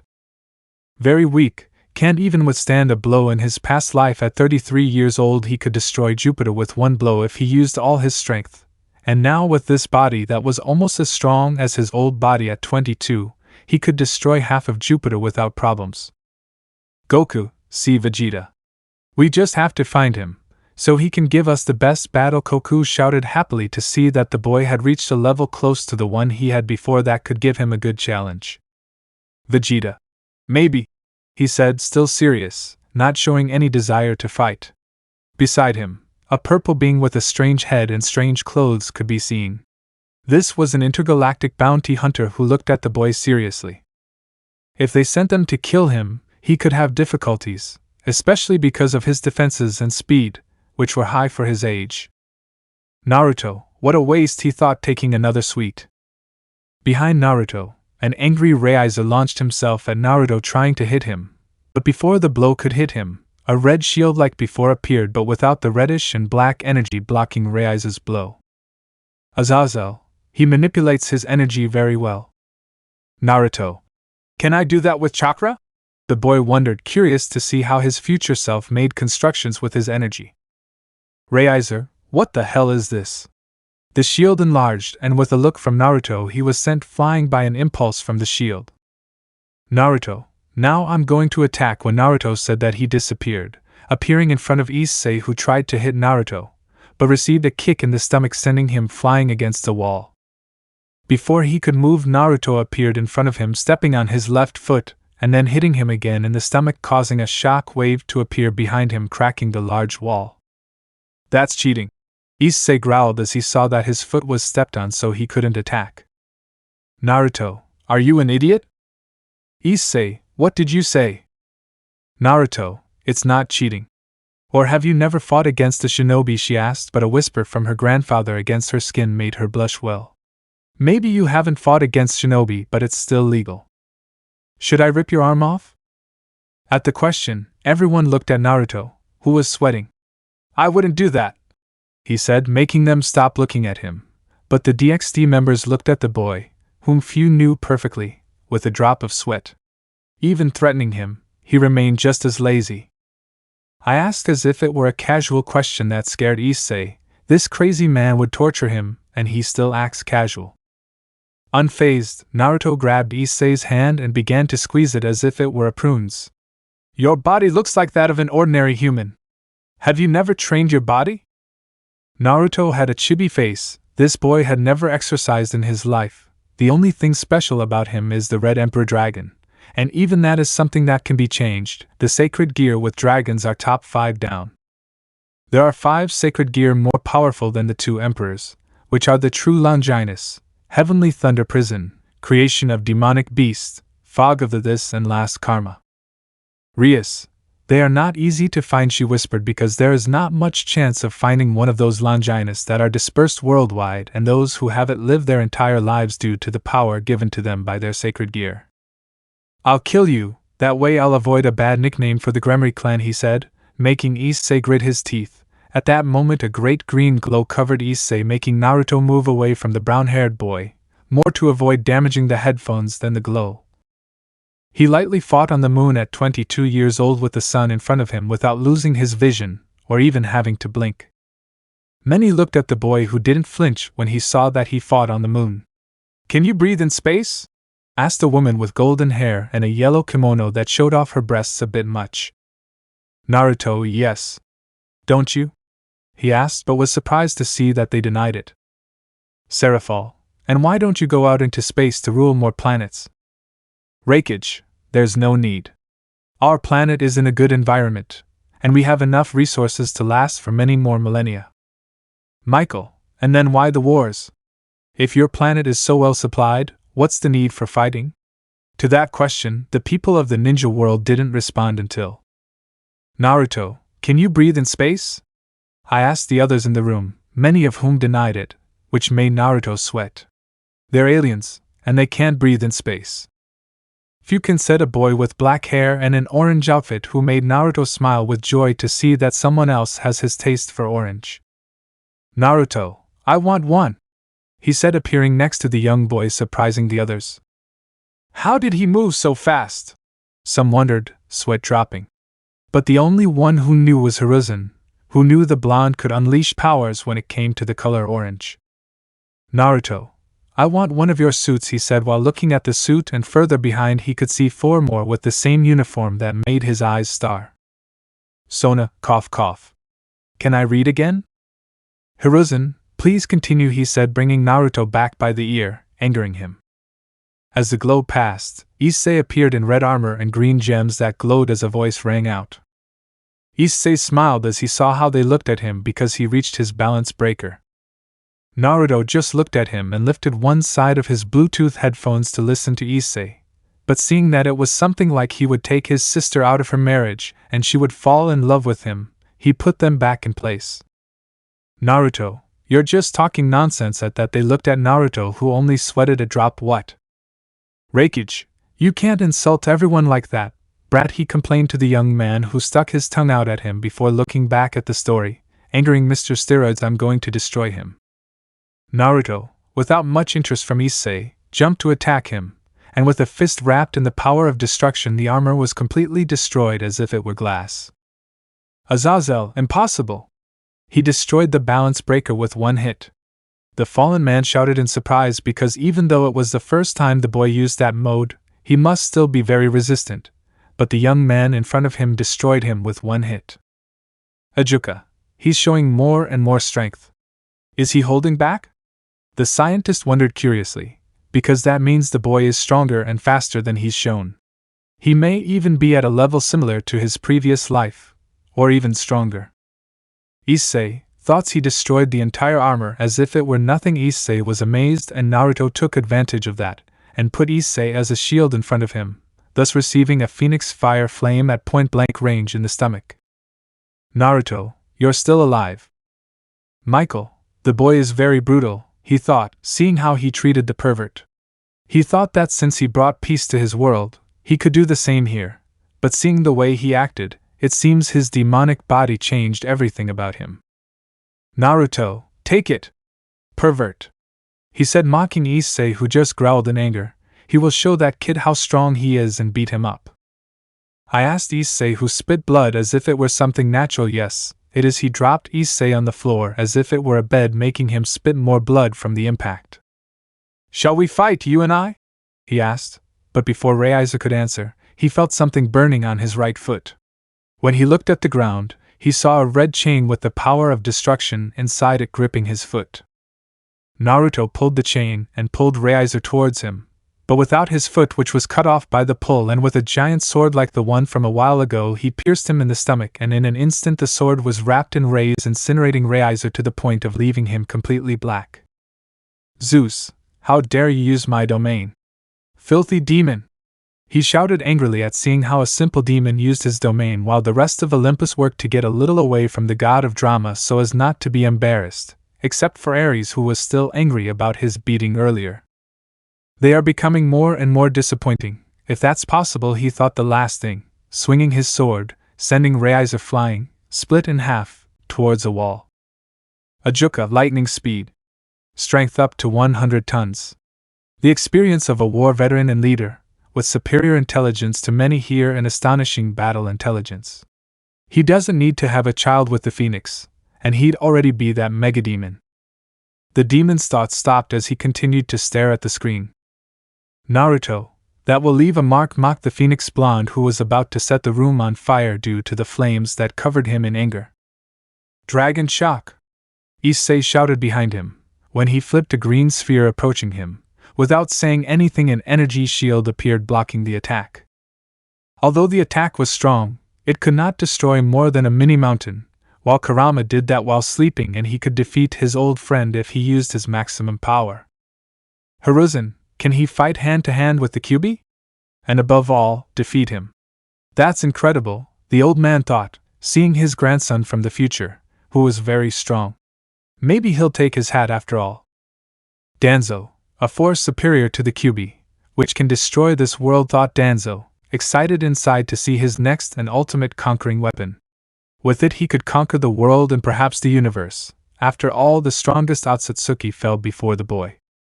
Naruto, here you go, furball, he thought when he saw that in the future he could defeat his future friend. Kyuubi, don't push your luck, brat, growled the fox who would have destroyed the blonde, but since his avatar or mental personification was asleep, he left it for later when the boy entered his mind. Naruto, are you planning to use this? He said, seeing a cross and next to it a bottle of holy water. Although there are no rules about that, it is still illegal to bring holy water to the underworld, he said while holding the cross in one hand, and to everyone's surprise just a little smoke came out of the wound. Sir Shay, he's also immune to holy water. This is over the top, thought the Crimson Satan, seeing that his younger brother is already resistant to holy water and the cross. Ajuka, that means he has a slight immunity to light, she thought, eager to analyze Naruto. He could be the key to stopping being harmed by things from the church, and thus they would stop being weak against a simple piece of wood. Naruto took the cross in his hand and put it on Issei's face, who screamed in pain. Ah! Many shuddered at the boy's heartrending scream, who seemed to be suffering greatly from such burns, and even more so, his skin melted to an alarming degree. Ria's worried about her servant. Even though he was a pervert and idiot, he was still her servant, and she had to take care of him. Kampa, I have to find his planet. That way I can easily beat Bills in the tournament Zeno-sama is holding. Fords, I called to my angel. Fords, tell me, Mr. Champagne? Champagne, I want you to find that planet. With it, we could defeat Bill's universe. She whispered to her angel, who nodded but decided to leave it for later. Right now, no one has access to her energy. They can only use it during the 15 minutes given after each episode. There's still water missing, you'll drink it. What do you think? He said without interest, not listening to anything the brunette said. The headphones were great, don't worry man, nothing from here will remain in real life. When Issei heard that, he just started screaming. Naruto, taking advantage of the boy's scream, poured the water into his mouth, causing the boy to instantly scream in pain. His throat has already been destroyed. He doesn't even have 2.7 seconds. Only the weakest demon would endure so little holy water. It is true that demons are weak to holy water, but the most it can do to a high-class demon is melt their skin, but nothing that can't be healed. Naruto noticed that although all the skin tightened, the left arm remained normal as if it were a human arm. Naruto understood. The boy gave his arm to his dragon so he could use the holy water and the cross, and he thought the boy could use runes, but he was wrong. Vegeta, what a cowardly way to receive power. But it was obvious from an idiot, said the scion angrily, to see such an insolent way of receiving strength. As a warrior, it angers him to see idiots who give some part of themselves or their lifespan to gain strength. Unlike achieving it by training properly, not by death or exchanges, but by effort and hard work. Although he couldn't speak at some point, he did the same. He gave himself up as Babiti's servant to get his evil back, which gave him Super Saiyan 2 and increased his base level through the roof. Although that is something he regrets, because with that he humiliated his Saiyan pride and dishonored his race. Naruto, I agree. Not even I would do that. It's for cowards who can't become strong on their own, he said, because he would never give anything to the Kyuubi out of force. He prefers to be a weakling for his whole life than to obtain power through something like that. Naruto. Final destruction. Naruto raised his hand towards Reiser, who was surprised to see that the boy could see him. From Naruto's hand a ray of destruction measuring almost 40 meters was shot out, completely covering Reiser, completely disintegrating him. The Dragon Ball fans were amazed, not by the destruction, but by the technique. It's very similar to Vegeta's technique, which he used to describe the guy who would be the character on the screen in the future. I wouldn't say anything because the guy doesn't know it, which means he didn't copy it, but rather recreated it without knowing it. Naruto, wow! That technique is incredible! He exclaimed excitedly, seeing the destruction of the screen. It's wrong to want to die already, he thought when he saw everything he would get in his next life. A mother who loves him very much, great power, a loving partner, and above all, he will be more handsome than the Uchiha. And a voice confirmed it. Reiser Phoenix has been eliminated. Naruto recognized that voice. It was Graphia's Lucifuge wife and queen of his older brother Sir Shay. The Phoenix clan except Reiser smiled. With Reiser's defeat, Naruto would have to marry Raven, and with his proven level there was a greater chance of having a god-slaying demon or perhaps a celestial dragon-slaying demon. Zeoticus. Now we can have a mega demon, he smiled, seeing that after all the marriage will be with his second son so they can save the underworld. Naruto, one less, only you are missing, he said as if he didn't really care. When he saw Issei he could see that the boy was almost dead. His throat was literally melted, while in some places his skin was black. Towards Aya was the little water that his body digested, he thought with a chibi face, while the brown-haired boy was crying in pain while convulsing while drinking holy water. Few felt sorry for the brunette. They gave him a cruel beating that must have broken his pride, but some girls thought it was okay. After that, the brunette would stop seeing them as objects, or anything similar. He would learn that they are important and useful, not simple pieces of meat they can eat and insult whenever they want. Naruto, I'm tired, he said as he moved, while a red sphere came out of his hand and fell on Issei's face, and upon contact Issei's face vanished without a trace of the head. Goku, Vegeta. That technique is very similar to the Hawkeye. Vegeta, that's true. You have to be careful. Even though it's weaker, it seems like it can do something similar to Mr. Bill's Hawkeye. Graphia, Issei Hayata has been defeated. The winner is Naruto Gremory. Naruto and Issei's body began to disappear into particles, and when he opened his eyes he saw himself again at Risa's former wedding, who was being hugged by 3 girls. One was a black-haired girl with purple eyes and large breasts and a round butt. The shortest was a white-haired girl with yellow eyes like a cat's. The girl had a lowly body. And the last one was a blonde-haired girl with emerald green eyes. She didn't have as much breast as Akino, but it's still a lot for her age, and next to her a blonde-haired boy with blue eyes with a girl's face was smiling. These were the Gremory entourage along with the perverted cheater. That's what he called the boy who is a pervert and cheater. The nickname is perfect for the boy in his eyes. Naruto, I like the name. It suits him perfectly. Issei was angry at the little brat, only because his future self had beaten him. The boy had been bothering him, and he couldn't attack him, or the entity would surely come and attack the blonde. After all, he had shown favoritism towards the little brat. Me, what favoritism? If only you'd forgive me for calling me informally. I thought with a hint of fur, I'd let anyone get away with that, obviously, as long as they don't offend me. Milland boss! The pink-haired girl shouted, jumping on Naruto's back, who just smiled at her. Jiraiya, The gaki has good taste, Seven thought, seeing the 2 reasons the pink-haired girl bounced and placed herself on the blonde's back. And along with her few clothes, it was enough for the old man to start writing his new Ika. Maybe the protagonist is Uzumaki himself if he keeps teaching him things like that. Naruto, looks like he loves me, he thought happily to see everything he would have in the future. It seemed like working so hard would bear fruit in the future. Naruto, we don't even have 20 minutes apart. Millen can't leave him for more than 10 minutes, he will destroy everything to find him. This has been happening since he met her on one of his walks through Tartarus, where he used to go to see if any criminal or beast wanted to join him as his servant or familiar. But he only found Millen, who was destroying some titans as if they were flies, and when he saw him he asked him if he wanted to be his friend. Upon hearing this, Zeus went into paranoid mode. If that dragon could humiliate the titans who had given him and Olympus so much trouble, that means she's a Cronus-level threat, or even Gia, if she can actually fight Ophis. Obviously, he accepted, and after that, the two began traveling together throughout Tartarus. A curious thing about his nobility is that the first one he met was Millen, and she was also the last one he reincarnated, since his power, still high at 8, couldn't yet reincarnate someone like Millen. He only reincarnated her a month ago. Sir Shaisai. He really thought his brother had incarnated Millen since he was young, but apparently she only reincarnated a few months ago. That eased his concern. Millen, and what are we going to do now? I asked Naruto, who put his Bluetooth headphones on her. Naruto, we'll go visit my mom. I haven't seen her in a while, it's true, although he communicated with his mom every 3 days, he personally barely saw her once a week.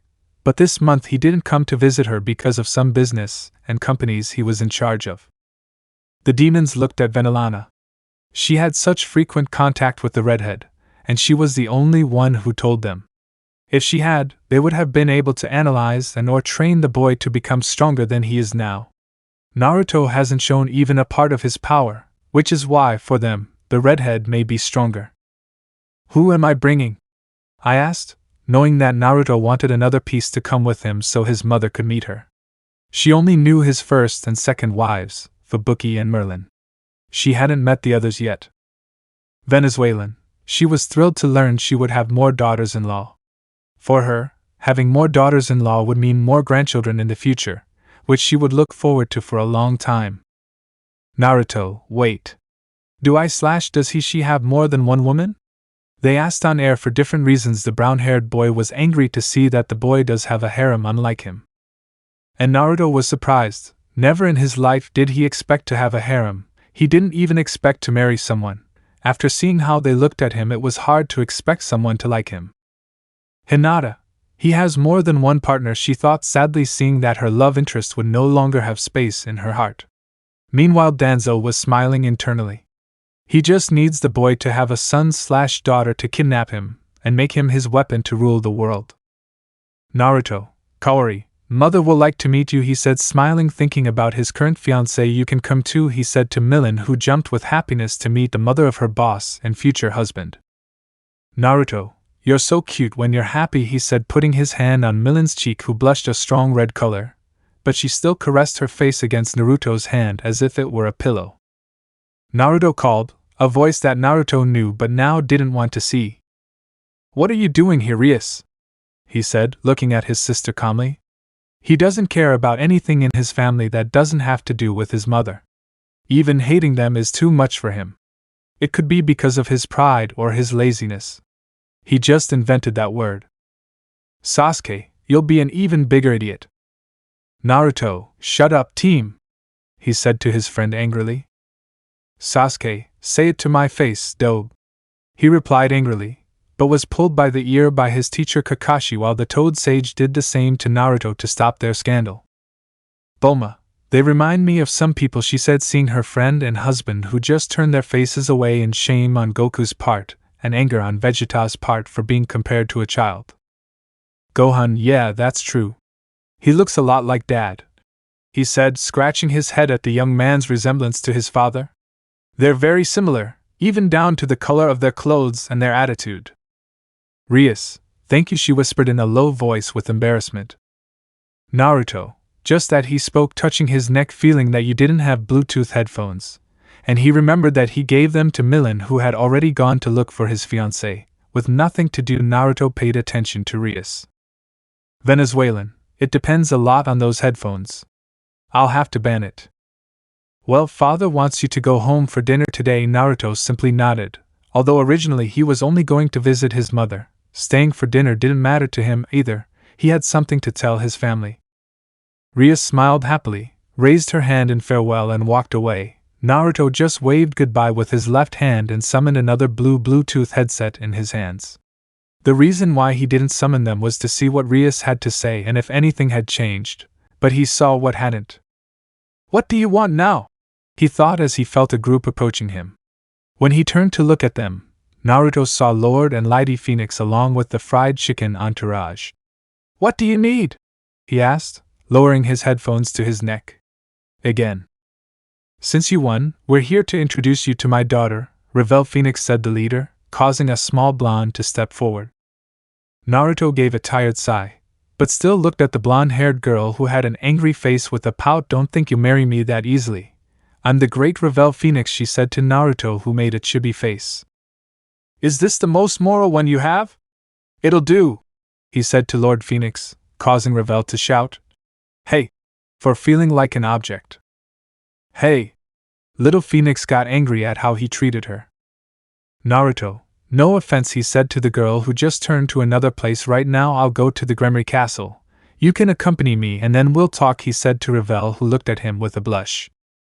Revel, okay, but if you kiss my hand. She raised her hand towards Naruto, who simply put on his chibi face and taking her hand gently kissed it, making Revel blush. Naruto, I'm quite the gentleman. Sinchio to see that his future self is still a gentleman like him. At least that remained intact. Behind her, Revel was blushing.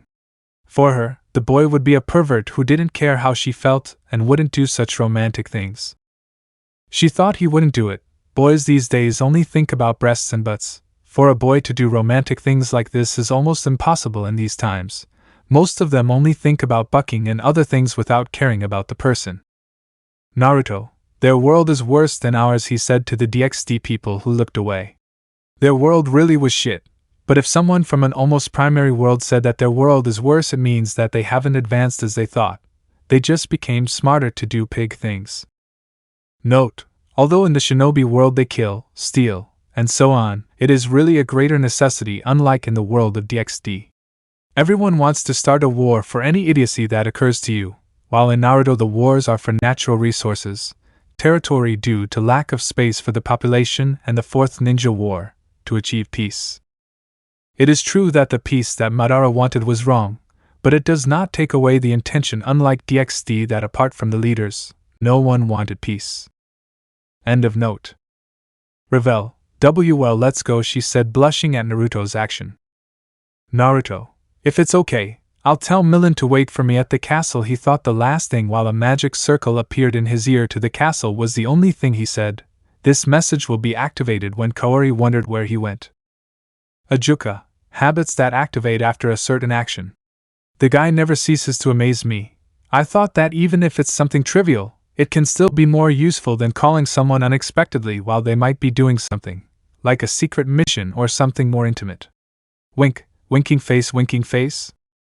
Naruto activated a magic circle under both of them, teleporting them to the Gremory Castle, leaving the others, who also left the place of engagement. Gremory Castle / main gate. At the main gate, Naruto appeared next to Revel, who held his hand delicately as if they were a couple. Revel blushed, as did Mr. Mustache. They were both watching him hold hands as if they were engaged.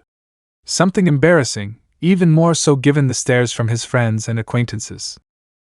Naruto, ladies first, he said with a mocking tone in his voice as he pushed a large door with one hand. To Ravel's surprise, that door weighed almost 1,000 tons, and moving it as if it were a common door is impressive. The DxD guys are amazed that pushing 1,000 tons with one hand and still seeming calm is something not many people do. You can see that more in Gods and Dragons or some top 10 or later, not in a 16-year-old boy in his teens. He's tough, she thought with a blush. This guy was attracting her attention more and more. Maybe marrying the red-headed bum wasn't so bad. Rias frowned upon hearing that. The fried chicken sister shouldn't even consider her older brother a friend. Her brother belongs to her and no one else, and when she's alone with Phoenix, she'll let him know. Don't stay behind, he said, entering the Great Gremory Castle.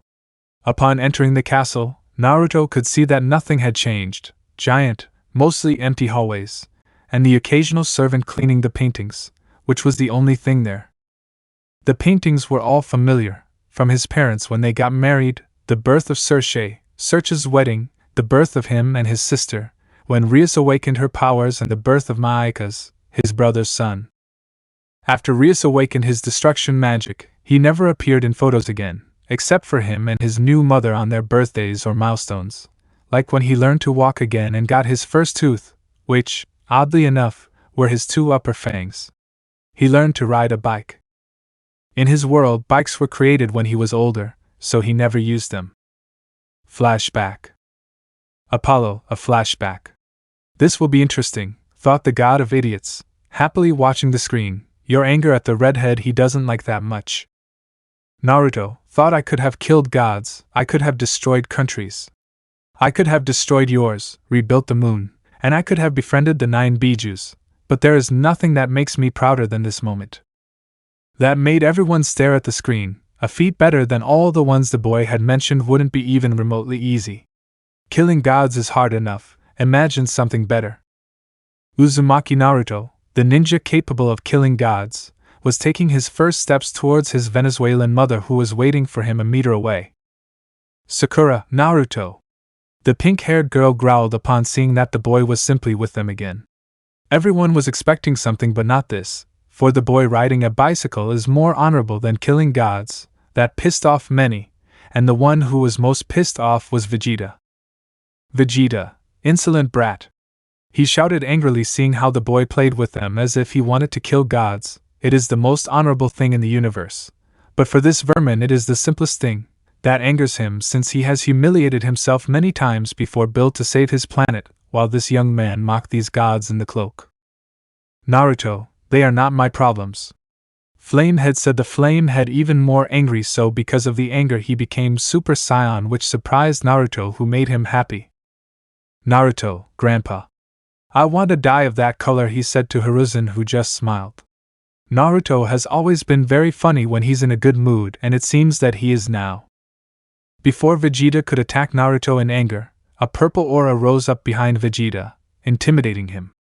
Everyone stood guard to see the rise of power, although many could not stand before that power, not wanting to look like weaklings, so they raised their power.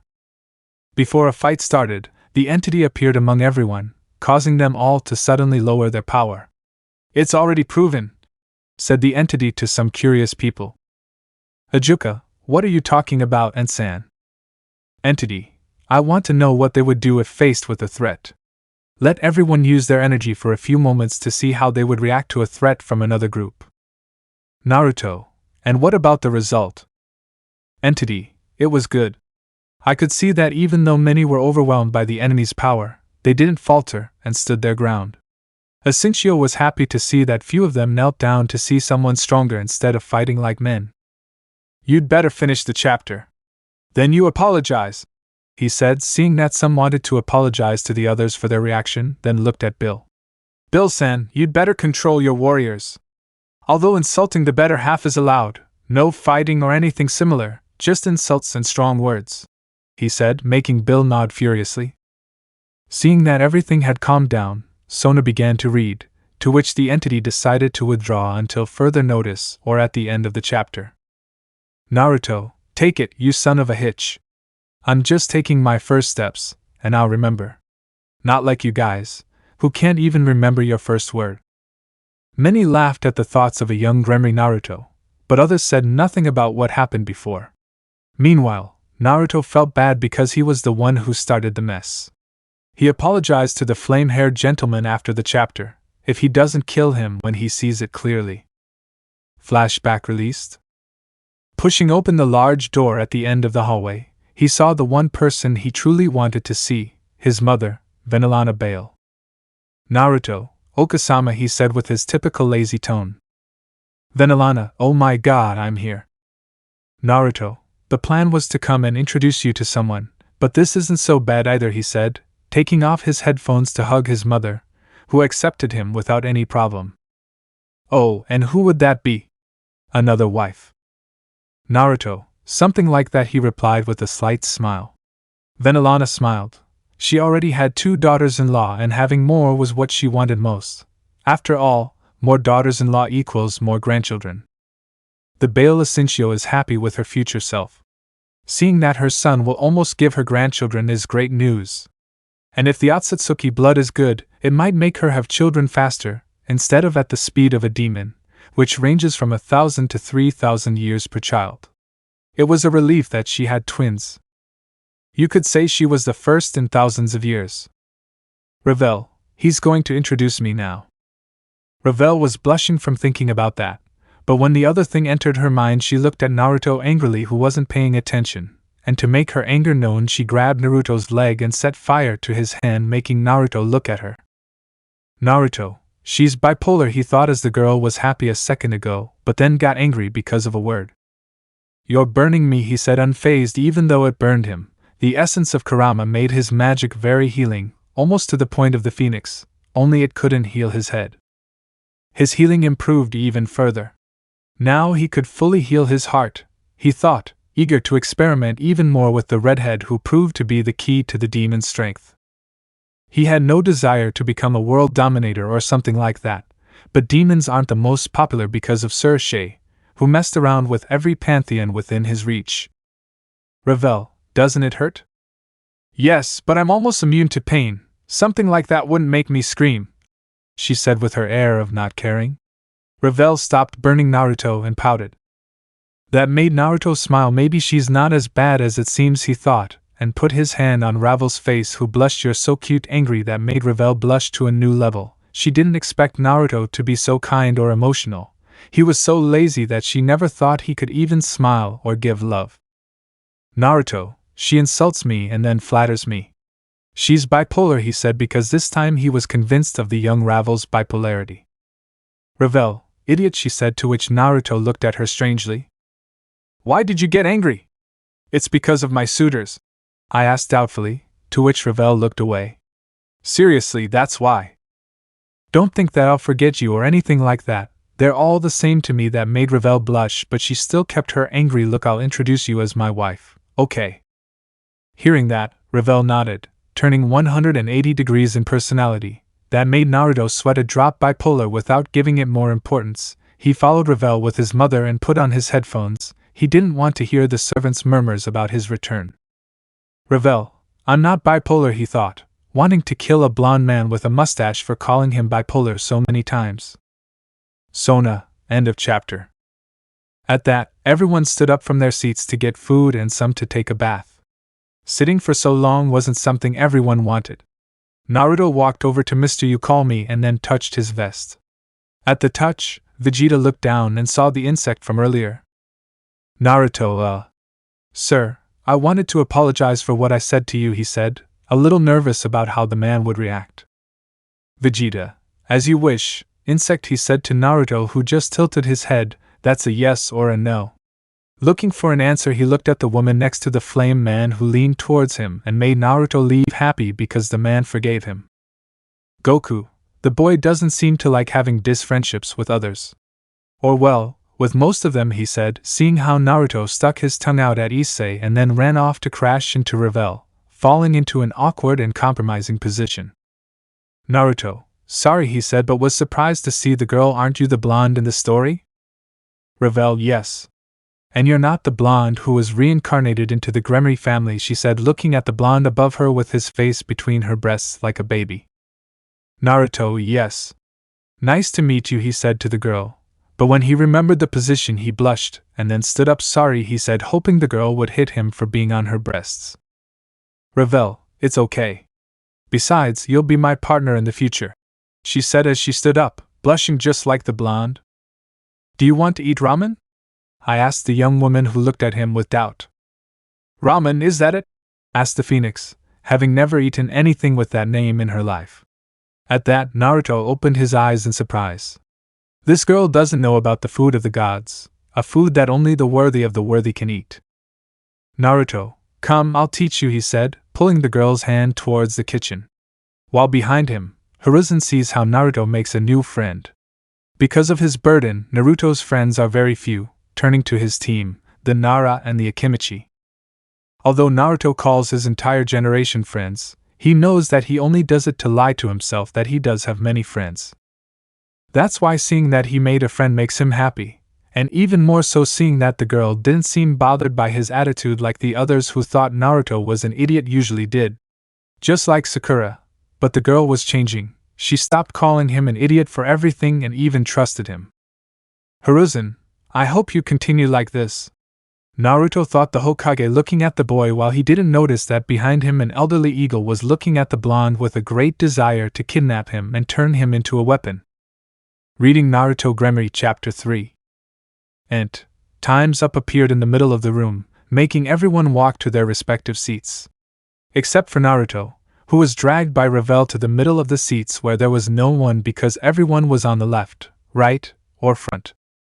Naruto, why here? So it'll just be you and me, he said happily, sitting next to the blonde, who shrugged. It's not like any bad guys are here. Sona, theme, the strongest nobility. Sir, the subject demonstrates his arrogance, he thought, because his brother's nobility is not the strongest, his must surpass it. Milan's idiotic forgetfulness is violated in its weakest form. 1 hour later / at family dinner. The Gremory can be seen sitting in an awkward silence for everyone, except Naruto, who was quietly listening to music without noticing what was happening around him. Naruto. That transmits music? He said, curious to try the device. Revel, yes. They are called headphones, they transmit the music you want, he said, making the blonde think. Maybe he wants to buy one, he thought, seeing the blonde's virginal look. Revel was a little uncomfortable, the Gremory were acting a bit weird, they looked at Naruto, but then turned their heads with a bit of embarrassment, and to make matters worse Rias looked at her as if she had stolen something that belongs to her.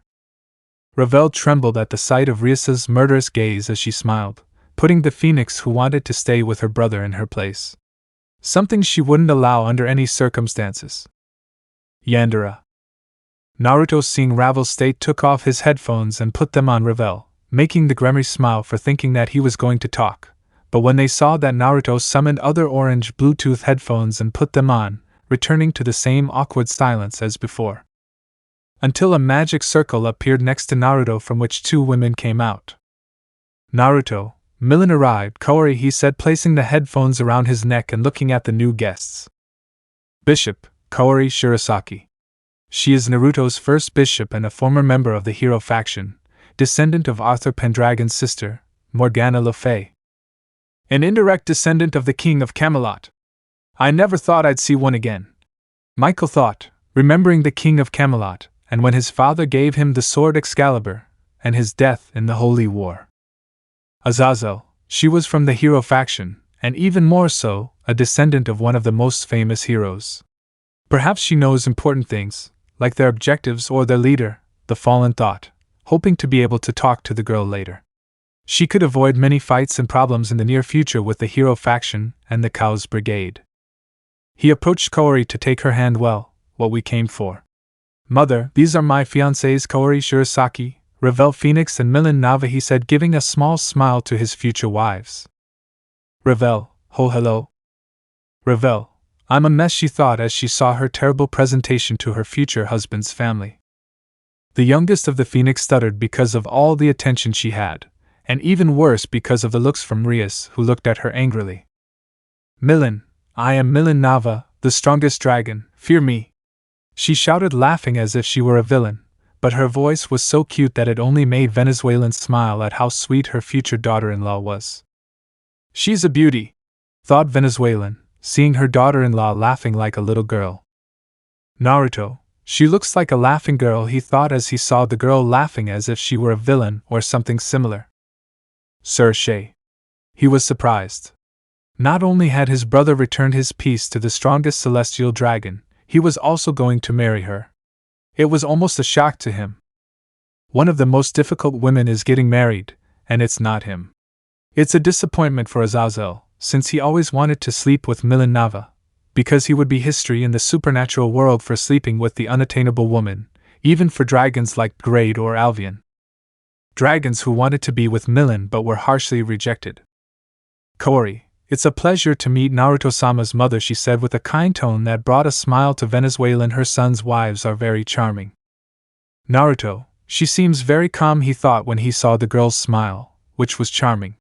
This was demonstrated by seeing several men blush, especially Azazel and Zeus, who were indecent pigs. Ares, I want her, thought the god of war, seeing the young woman who would be his at the cost of everything and everyone. He was sure of that. He laughed evilly, making the other Olympians look at him with suspicion.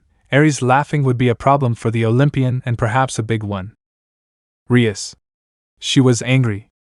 Her brother returned after abandoning her, and he came back full of women who were supposed to marry him, and to make matters worse, one of his fiancées was the fried chicken's younger sister.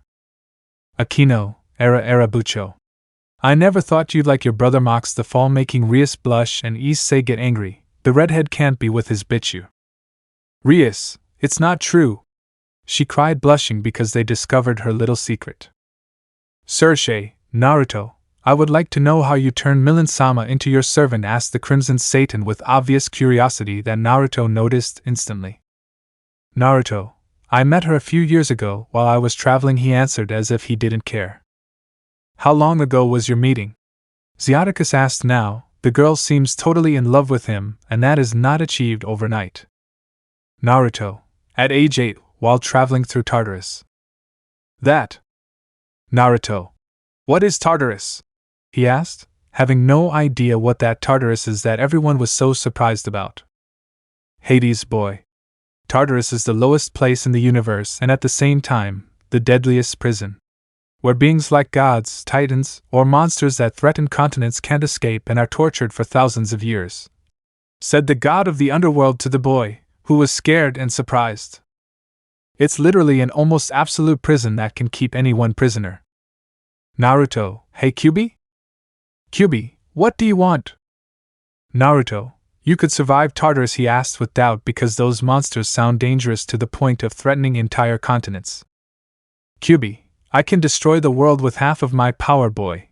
Do you really think a creature that threatens continents can give me battle? The Kyubi mocked, making Naruto nod. It made sense to him. After all, the Kyubi can destroy the world, and if what he says is true, he can do it with half his power. He can't imagine with all his power. It could be multiplanetary. That surprised everyone, even Rias. Hell, not even she was so desperate for parts to go to Tartarus to look for. It's true, there are really strong creatures there, but the possibility of them betraying her is more than 90% something very high in her opinion. Xiaticus, he reincarnated her at 8 years old, the Gremory leader thought, surprised for thinking of something like that. Not even Sersei could do something like that, not even at his current age. Naruto, although I didn't get anyone, I was able to find Milan, who was fighting some titans, he said as if it were common. Sersei, he says she fought titans as if it were common for her, he thought, surprised to hear Naruto. It is true that she was a celestial dragon, but even that has limits. Naruto, let's stop straying from the topic. I'll tell you the reason why I accepted this invitation. Now the Gremory family paid attention to their son's/brother's words. If he came for something more than just talking to his mother, it must be important. Venelana, what could it be? I came here to take my place as Gremory heir. That shocked the Gremorys like never before, and Sersei was distressed by Naruto's words.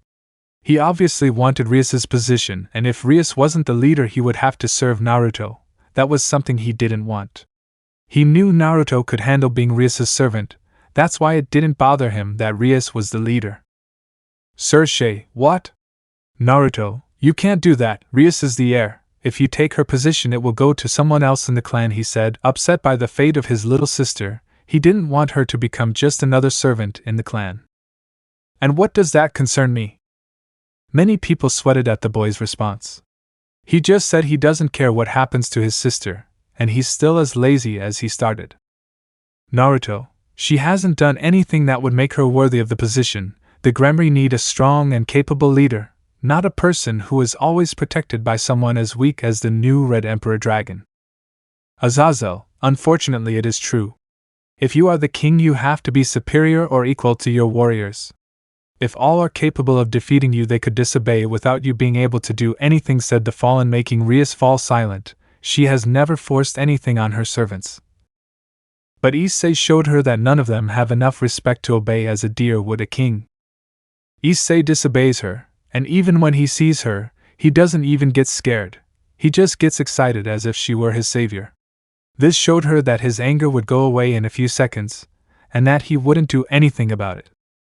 Those words broke Rias's heart, and she began to cry. For her brother, she was useless and couldn't do anything for herself. When Serge saw Rias crying, he got angry, but he couldn't say anything when Rias ran out of the room.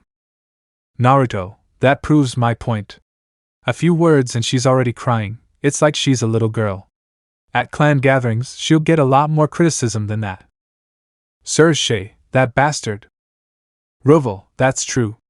They'll attack you with everything they have to make you eat something stupid and owe them a favor or even get you fired so they have less competition, said the eldest Phoenix, who understood the boy.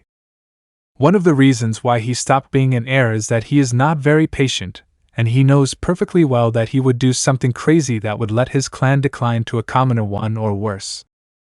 Serge had enough of this, but when he was about to go after Naruto, a look from Milan's new red eyes made him sit down forcibly. Azazel, you're not acting any different, Serge, said the fallen one, seeing that a few words could anger the Crimson Satan, even more so if it has to do with his younger sister. Sasuke, so that's the world of a leader. I'll have to face similar things when I take on the mantle of clan leader, thought the Uchiha, preparing himself for that movie world that doesn't seem very easy. Naruto, that's enough, Zeoticus said in an authoritarian tone that Naruto ignored. Zeoticus just frowned. Naruto is displaying rebellion and immaturity despite being basically an adult. He'd have to show him who's boss. Naruto, he abandons me for 8 years and then gives me orders. He still believes Tebeo, said the blonde, angry to see the courage of the Gremory, who after abandoning him and ignoring him wants to come and talk to him as if he were his father. And if not, what will you do? You can't give me orders as a leader, as you are the legitimate heir of the Gremory clan, and you have no right to even talk to me as if you were my father. For me, you stopped being one 9 years ago, he said, making Zeoticus frown angrily. He could give him orders as much as his leader and father.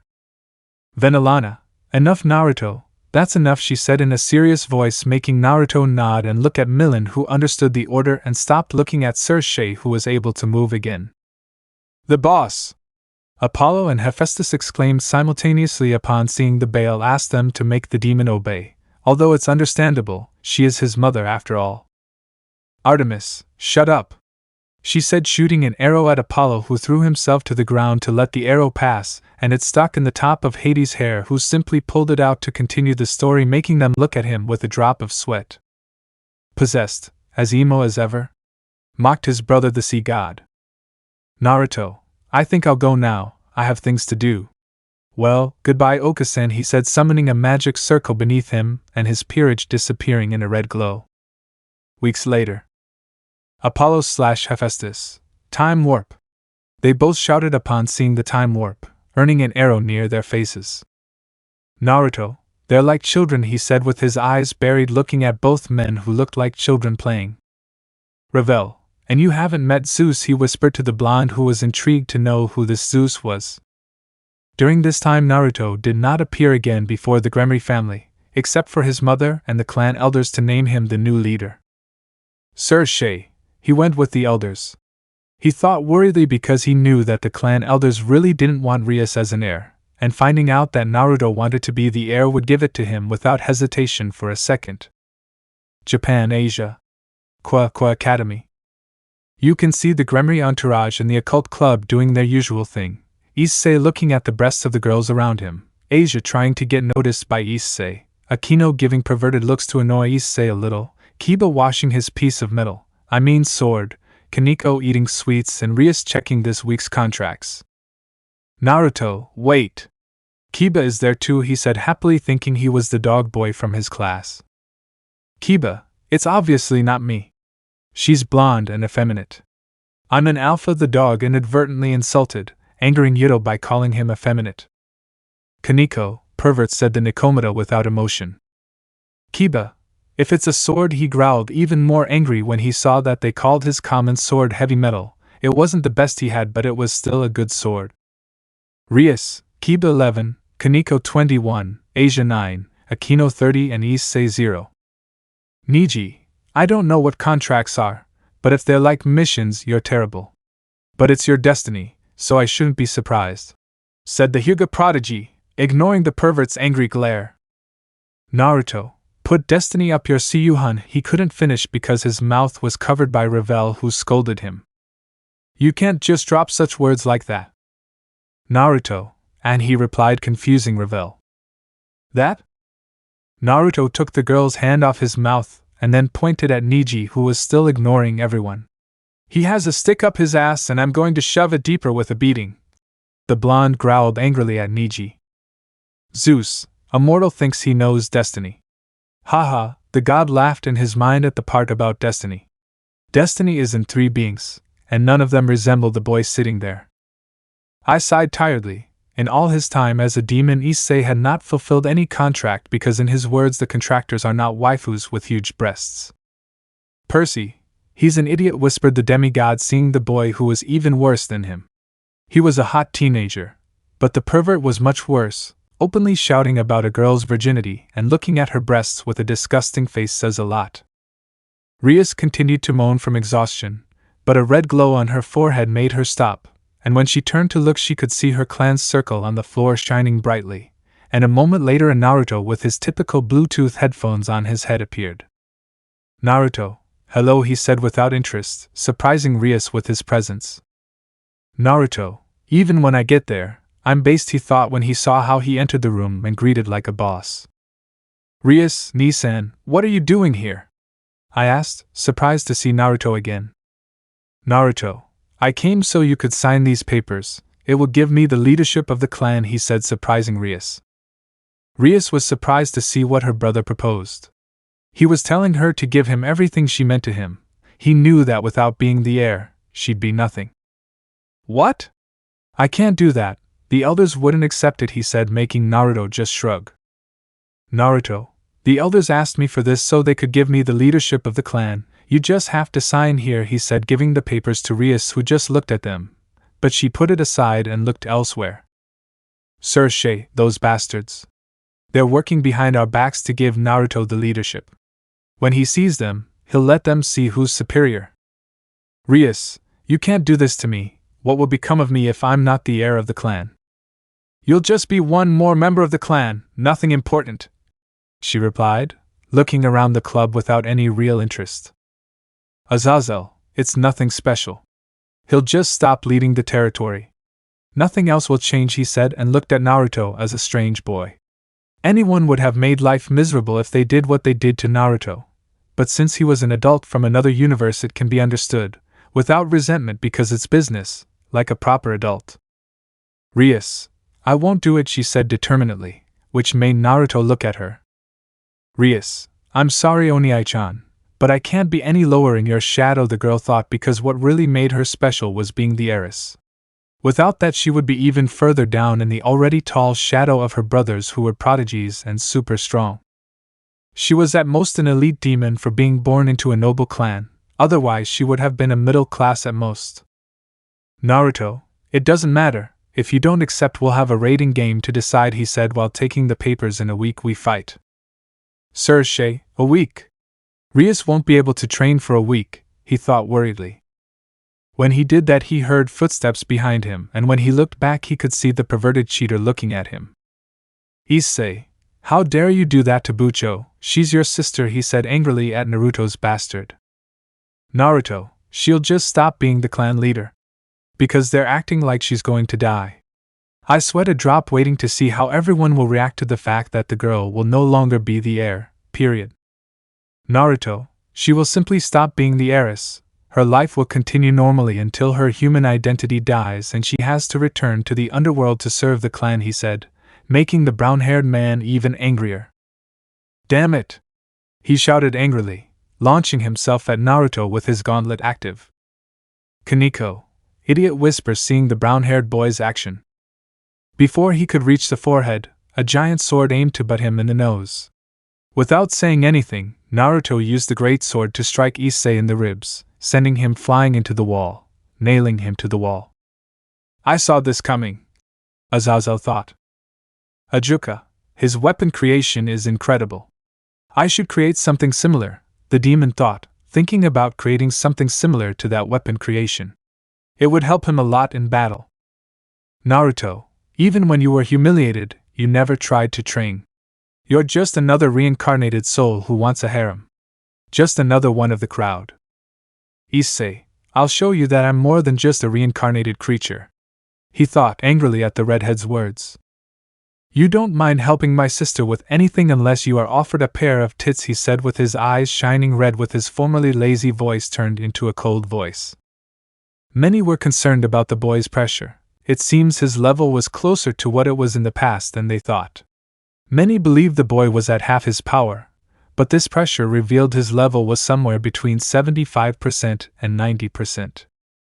Naruto, despicable. Rias frowned. For Issei to pay attention, she always has to reduce him, and although she didn't like doing it, she needed to beat Reiser, although she failed exponentially. In a week, the blonde repeated in a low voice again, disappearing into his magic circle, leaving Rias and her peerage surprised. 5 minutes ago they were going about their normal day, but suddenly their president's brother appears and causes a little chaos in seconds. With Naruto. Spain, city of Madrid, European continent. Naruto, Spain. The names of the places are strange, he said to Ravel, who shrugged. She didn't find it strange because she always knew them by that name, but the blonde knows the places as hidden villages. For him that would be more normal. You can see a large mansion with a pool on one side, a helipad above it with a private jet, and 2 large garages containing 2 of the most modern motorcycles and 2 sports cars with a modern SUV. Azazel. Now that's luxury, said the fallen angel, surprised to see all those things.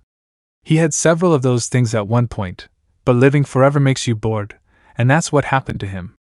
He left all that behind and started doing what he never got bored of, Hex. Naruto. I want one of those! He exclaimed longingly, looking at the motorcycle that looked very futuristic. Ravel, don't make a scene, he said to the blonde. In the front, Naruto appeared in a magic circle. Without looking anywhere, Naruto entered the large mansion with the papers in his hand. I'm here! I shouted without interest as I entered. In a pink flash, Milan appeared on Naruto's shoulders, hugging him tightly. You arrived, Naruto-sama. I missed you so much, she said, seeing Naruto, who sweated a drop. Naruto, she is really attached to me. Naruto, don't take so long, he said with a drop of sweat. He only went out for 3 hours.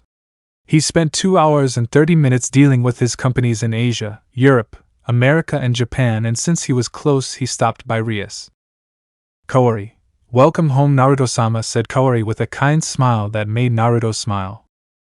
Thank you, Kaori-chan, he said as he approached the black-haired girl, and lowering himself a little, Naruto gave her a light kiss that Kaori reciprocated. Kaori. And how did it go? The black-haired girl asked with her kind smile. She refused. Oh, and what are you doing now? He said, making Naruto sigh. Naruto. Fight, he said, taking off the headphones from around his neck and putting them on. Kaori gathered the nobility. We have to prepare for the fight, he said, and went to the living room, seeing the large 100-inch screen with a PlayStation 5. The kid spends a lot, Azazel thought, looking at all the things he has that he shouldn't be using. He's a demon, and supernatural beings always use teleportation to get anywhere. Maybe he has so many cars for fun, he thought, believing it to be the best reason. Naruto. I'll play until then, he thought, taking one of the controls and started playing Call of Duty Degree, and Milan, taking advantage of the opportunity, sat on Naruto's lap, who didn't give it importance. 10 minutes later. Kaori, Naruto-sama, we're here, she said, having 13 women behind her. When the group went into the living room, they could see Naruto lying on the couch with Milan on top of him, kissing him lovingly, and Milan reciprocating. Many blushed at the romantic scene that few wanted to see. Issei was blushing with a clown face at the scene, forgetting that it was the person he wanted to kill a few minutes ago. Further away, Jiraiya was quickly riding face to face and seen that pass by to then make his new Ika. It's already decided. The Gaki will be the main character along with his harem and many erotic scenes. The pervert was murmuring each word while next to him his teammate looked at him angrily. Only she doesn't hit him because violence is not allowed. Tsunade. This fourth-rate pervert! She thought, furious to the point of everything the Toad Sannin had whispered. They all stood still. Millen used to do that whenever she could, or when she was alone with Naruto. Since Naruto was about to marry Kaori, he was very busy with preparations and didn't have time for her. Naruto, I have 2 wives, and I'm getting married again. This is strange, he thought. He never really expected to get married, but now he finds out he'll be married 3 times, and with the other girls in the room, that would be a lot. Already tired of this, a black-haired woman with golden eyes gave a fake cough that Naruto heard instantly. Oh? Hello, Merlin. He greeted the black-haired woman who just looked at him with a drop of sweat. He, even in this situation, acts like it doesn't matter. Bishop Merlin, Naruto Gremory's second bishop, is Merlin herself, the most powerful sorceress in the world and former right-hand man to King Arthur Pendragon of Camelot. He is also the second of the 3 wives he has. Naruto, wait! But they said there were only 2. He shouted, surprised to learn he had another wife. He thought Kaori was going to be the 3rd. Ajuka, well, it was said that Venelana-san knew 2 wives. Said the video scientist thoughtfully, that being the only explanation that came to his mind. Azazel, it's the most logical thing. Era. It seems Naruto-sama is enjoying it, said a blonde with blue eyes and a butterfly on her head who had a mischievous look. Pawn Sena Kashiwazaki is one of Naruto's pawns and the best water user of the group and the fastest when it comes to water fights. Does she use water magic like the Citri? Issei asked doubtfully, since the only ones with water magic were said Demon Clan. Yuto Issei. It's not only the Citri who use water magic. Anyone who wants to learn it or has an affinity can use it. It's just that the Citri have an easier time manipulating it and have a common affinity for it.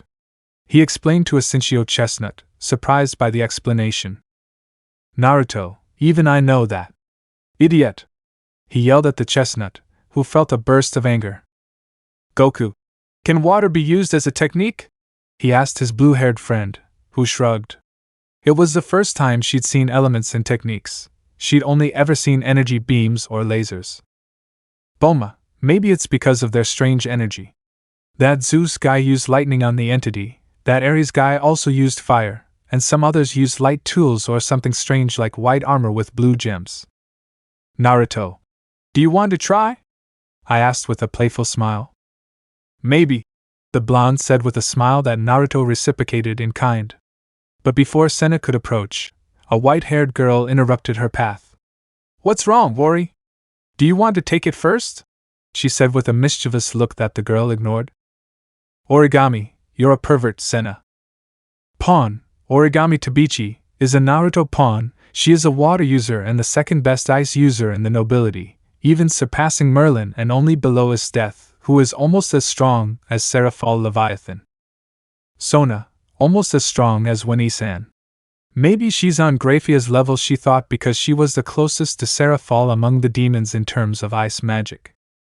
Bulma use ice. Their energy must allow them to manipulate or create elements, the blue-haired girl thought. Naruto, don't be so boring, Ori-chan. I'm not boring, there are just more important things to do right now, she said, crossing her arms. Rias, she looks like Kaneko. I sweat at the face of the girl who was identical to little Kaneko. Akino, look, Kaneko. She's just like you, she said to the little Nekisu, who ignored her and continued watching the screen while eating her sweets. Naruto, more important than me? He asked while making puppy dog eyes, drawing a drop of sweat from the group because of their master's bipolarity. Sometimes he's bored, and other times he's like a child who never had a childhood. Venezuelan, why does that seem like a reference instead of a saying? She thought, worried about what had happened to her son in his old life. At these words, Hiruzen lowered his head, a little sadly. He knows it's all his fault, but he can't do anything to change the past. All he can do is accept the consequences and pay for his idiocy in trusting people like Danzo or the civil council. Because I feel like someone's thinking about my early childhood, she thought, remembering her first childhood, if you could even call it a childhood, having to escape every birthday to avoid being killed by the very inhabitants of the village you were protecting. She literally had to wear an orange jacket to hide her scars.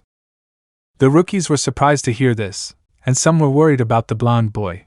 The scars didn't bode well. Those most concerned were Uchiha, Haruno, Nara, and Akimichi. Although the others were more or less worried, they were truly amazed by what happened to the blonde boy. The boy was always cheerful, and it seemed like life gave him the best side of the coin, so they never thought he had such a bad time at some point. When Naruto remembered his childhood again, he became very silent. Seeing his future, and everything Era had in it lifted his spirits to new heights. But remembering everything that had happened to him lowered his spirits in a matter of seconds. Ravel, seeing what the blonde had to go through in his childhood, hugged him, causing him to do the same, not wanting to let go of her. I can see, she asked the blonde. No one denied it. Naruto, they're already healed. He smiled falsely because he still has a scar on his arm from where it was broken in 3 places last week. But the girl shouldn't know that. Ravel, do you have a healing factor? She asked doubtfully, because if she put it in, she could be considered a phoenix. She has sky blue eyes and sun-blonde hair that's even more golden than her family's or any phoenix they've seen. Naruto, yes. It's the Kyuubi's fault. It gives me high regeneration, healing any wound in a matter of hours, and if it came into contact with his energy, it will be seconds. He said, mentally thanking the Kyuubi because if he did it for him, he would have thousands of scars all over his body and wouldn't even be able to use his right hand for most of his life. Naruto, okay.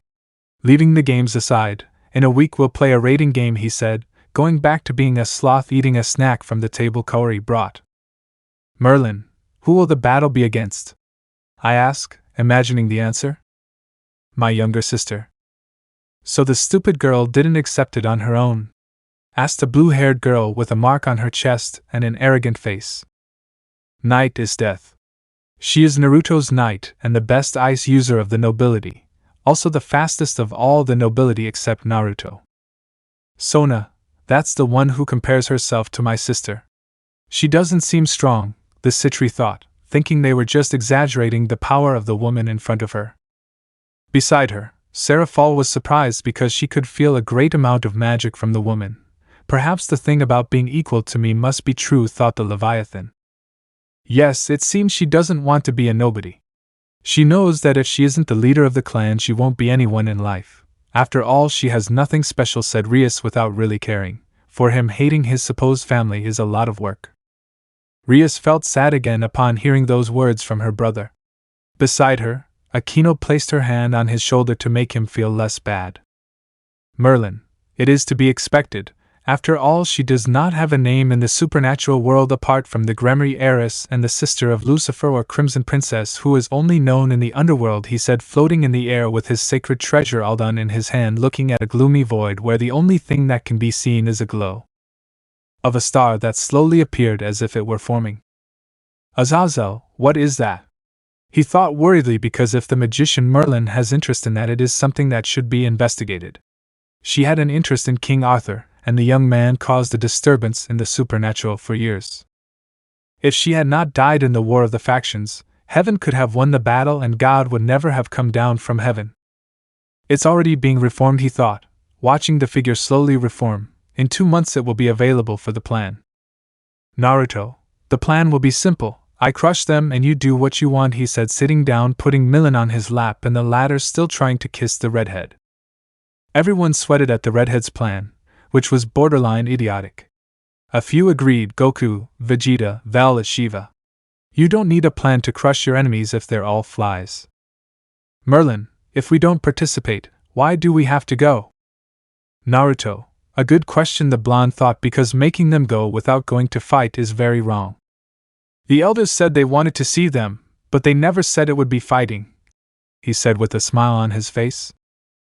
Ajuka, cunning. It's obvious he's very good at deception, the Mao thought, seeing how the boy used that trait to his advantage.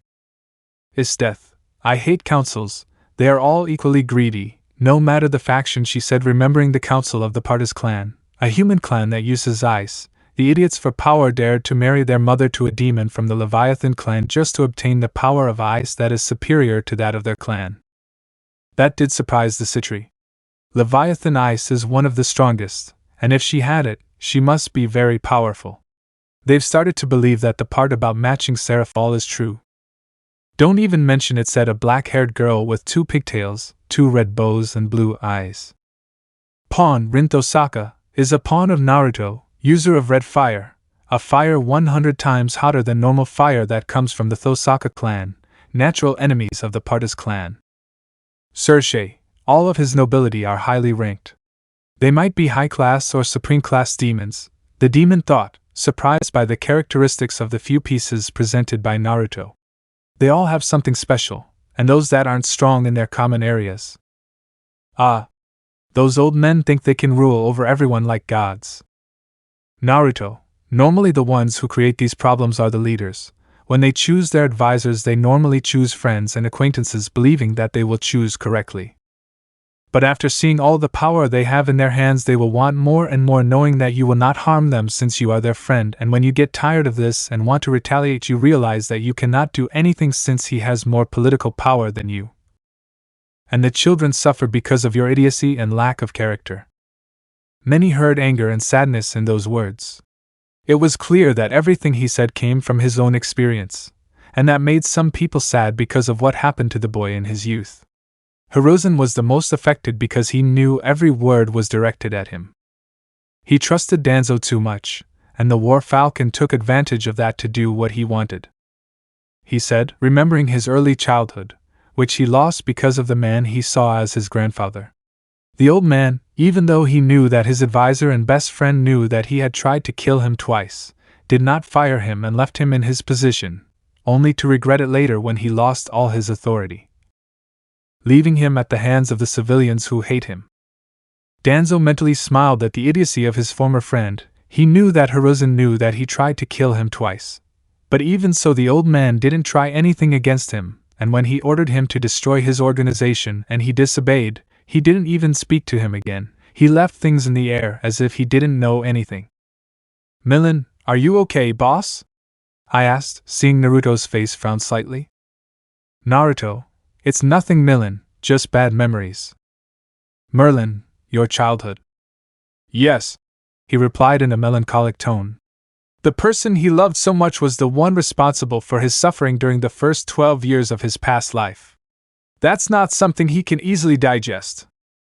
Less if the man still has the guts to lie to your face about who your parents are, even knowing that he was on the verge of falling into madness and despair just by telling him their names.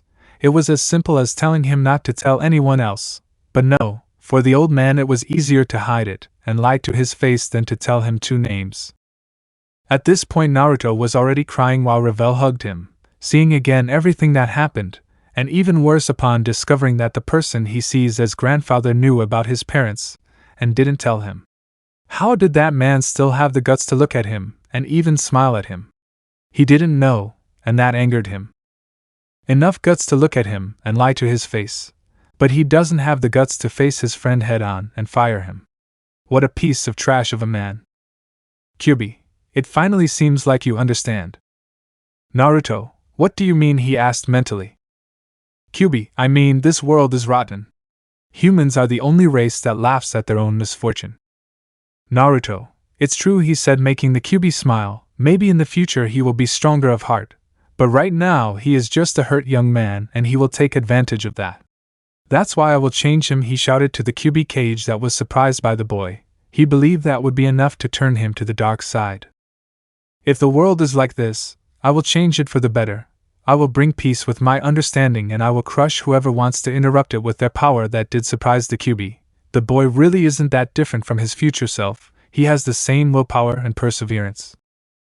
Kyubi, maybe that's the boy father spoke of, thought the Kyubi, surprised because the young man is showing him that he can bring peace to the world. Just get out of here, said the fox to the young man who was Shinchio. When he regained his fear of the fox, the adrenaline made him stop fearing the great fox that looked at him with those eyes full of fear. Leaving his mental space, Naruto left, being able to see that time hadn't passed at all. He was still in Ravel's arms, and the story was still stopped by what the blonde Annabeth had said.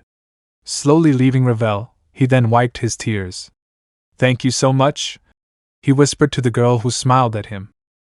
"Ajuka, that can't even be called a leader," said the Mao, because everything he said on the screen was pure idiocy. Knowing that you were ordered to be killed twice and doing nothing is very stupid, but lying to a child about his parents. The thing that a child will always want to know even more, that he has a power that is governed by negative emotions. Knowing that the boy is on the verge of madness was the height of idiocy. Okay, now I'm with you, none of that will happen again." Naruto smiled when he saw that Milan was worried about him. His efforts were really worth it, so he would try his best to achieve all his goals and even more. "I know, with you I'll be fine," he said as the others approached to hug him, except for his death, Merlin, a blonde with green eyes and a short black-haired girl with charcoal eyes. Pawn, Arthuria Pendragon, is a descendant of Arthur Pendragon and Merlin's student in the use of the sword Excalibur that she can summon thanks to Merlin herself. Michael, Excalibur, but the sword was destroyed into 7 fragments in his last fight. The angel thought surprised, in Arthur's last fight against a legion of demons and a legion of fallen angels his sword was destroyed, or so it was said. Although the sword was similar, it did not give off as much power as the one his father said he gave to King Arthur. They attributed this to the fact that it lost its strength when it was destroyed, but now they show him that this sword was not the original. Perhaps it was just a copy created by Arthur himself so he wouldn't return the sword to the church. "I must find that sword," he thought seriously. "Why should the sword go to the church? Even though the girl is a descendant of Arthur, her father didn't choose her, and if her father doesn't choose her, she doesn't deserve her. Besides, King Arthur lied to him and his father, and that is a very serious sin that must be paid for. Azazel, so the king of Camelot tricked the old man. If I had known earlier, I would have mocked him to his death," thought the fallen man, knowing that the fragments of Excalibur were fake and the real one was in the hands of a demon. Pawn Mikasa Ackerman is a pawn of Naruto, user of wind and good at hand-to-hand combat and aerial battles with swords.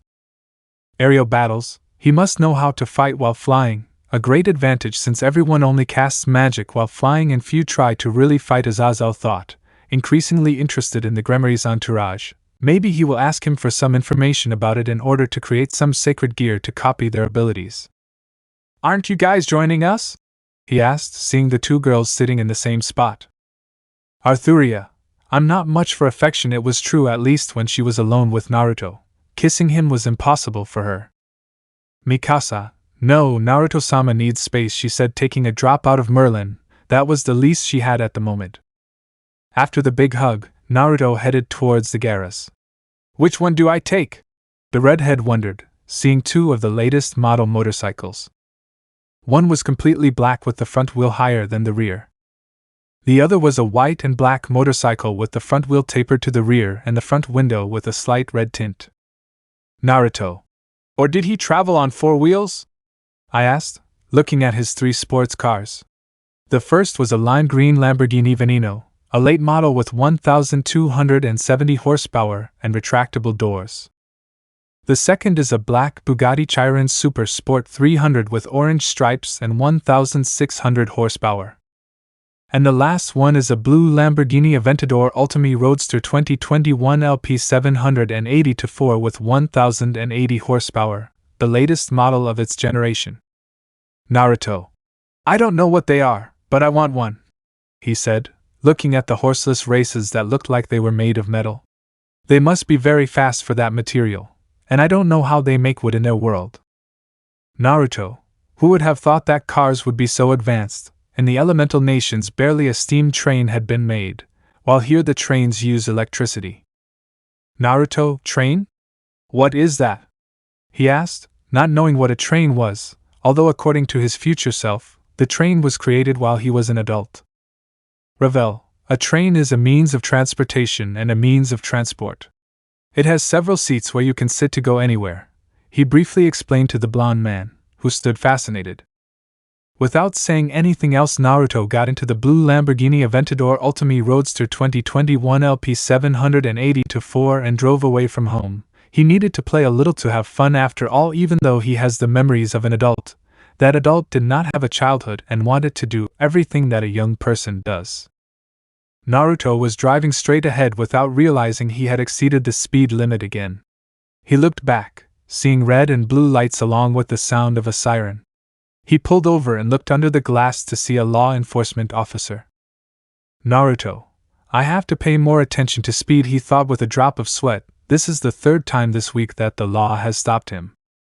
Officer, Mr. Gremory, it's you again, he said with a tired voice. You already know the fine, so we'll wait for its payment. One more time and you lose the car, he said to Naruto, who nodded. And raising the window, he started the car, but this time making sure it doesn't exceed the speed limit, which is between 100 and 110 kilometers per hour. Naruto, this is much better than any teleportation, he thought, stopping his task. Apollo, I have to agree with you, damn redhead, he thought, still angry with the redhead. If his father found out what the redhead did with Artemis, he would start a war. Uzumaki Company. It's dedicated to improving the things you use every day, making them much easier to use and more functional. Although it's not the largest company, it generates up to $30 million every 2 months. Naruto, is the dollar equal to the Rio? He asked Ravel, who denied. Ravel, a Rio is 9 cents. Basically, if you transfer those 30 million to Rio, it would be between 100 and 200 million Rio. He told Naruto, who opened his eyes wide. Naruto, that's a lot of money, he scratched his head in shame, wondering why his future self would spend so much money. Annabeth, and the end. Upon hearing the end, several sighed with relief. Many were already tired and wanted to sleep. Naruto, wouldn't it be better if we left the next chapter for tomorrow? I'm already tired, he asked while yawning, clearly sleepy face. The boy's right. We should leave this for tomorrow. But Satsuki said, his back aching from being in the same position for too long. Several decided to leave the story and headed towards the rooms that had their names. Some, like Issei, tried to pass to the girl's side but were sent flying by the barrier. Ravel, good night, Naruto, she said to the boy whose room was across from hers. The blonde boy greeted her in the same way as he entered her room. Vegeta. No barrier will keep me away, thought the flame head, trying to cross the barrier, and to his surprise he succeeded. As he was the only one in the hallway, he was the only one he was surprised. Believing that, he entered his wife's room, who was surprised to see him. Reading Naruto Gremory Chapter 4. It was already 7 a.m., and most people were eating breakfast or brushing their teeth. After eating, everyone headed to the main room and sat down, leaving only 4 chairs empty. Annabeth, it's my turn, she said to Sona, who leaned forward to give the book to the demigoddess to go with her older sister, who was anxiously waiting for her to attack again to have her adorable Sotan. Goku, wait a moment. The scion interrupted, making everyone turn to look at him. Vegeta and Bulma are still missing, he said, making everyone look to their side and see the absence of the black-haired pride and the blue-haired girl. Kiba, that's right, Naruto isn't here either. Everyone looked at the seat of the prompt, and could see that he was missing, as well as the blonde drill-haired girl who had been with him since the last episode. Bills, never mind, stop sleeping and read the story. Many nodded at that, and the demigoddess opened the book. Annabeth, there's a problem, said the girl. Which is a semi-goddess? The chapters aren't showing up, it's all blank, he said, showing the book to the room. Wait. Something's popping up here. Zeus, say it, daughter of Athena, said the god of drama, angrily at the delay of the young demigoddess, who only frowned at Zeus's tone. Annabeth, you won't be able to read the chapter until you're complete, said the demigoddess, making many sigh. The entity really didn't want them to finish quickly. Entity, me, it's obvious that N.O. XD. You better go find Naruto, the Hokage said to his few shinobi. Those from Konoha went to find Naruto, while Goku went to find Vegeta. Strangely, either Vegeta nor Ravel were in their respective rooms. Goku, Vegeta's not here, he thought, seeing the empty room and the made-up bed. It was obvious the prince didn't sleep in his room. The scion never makes his bed because, for him, that's just for mommies. The Konoha shinobi, who are just Sasuke and his sensei, went to the blonde's room, which was rarely locked. The blonde slept with the door open. Or at least, when they were on missions and camping, the blonde never secured his room or camp. Sasuke, I'll open it. The Uchiha opened the door to see the blonde with a mustache sleeping soundly. The strange thing was that the blonde wasn't alone. No, the blonde was with the younger phoenix who was sleeping hugging the blonde covered up to her head without letting their bodies be seen. What the hell?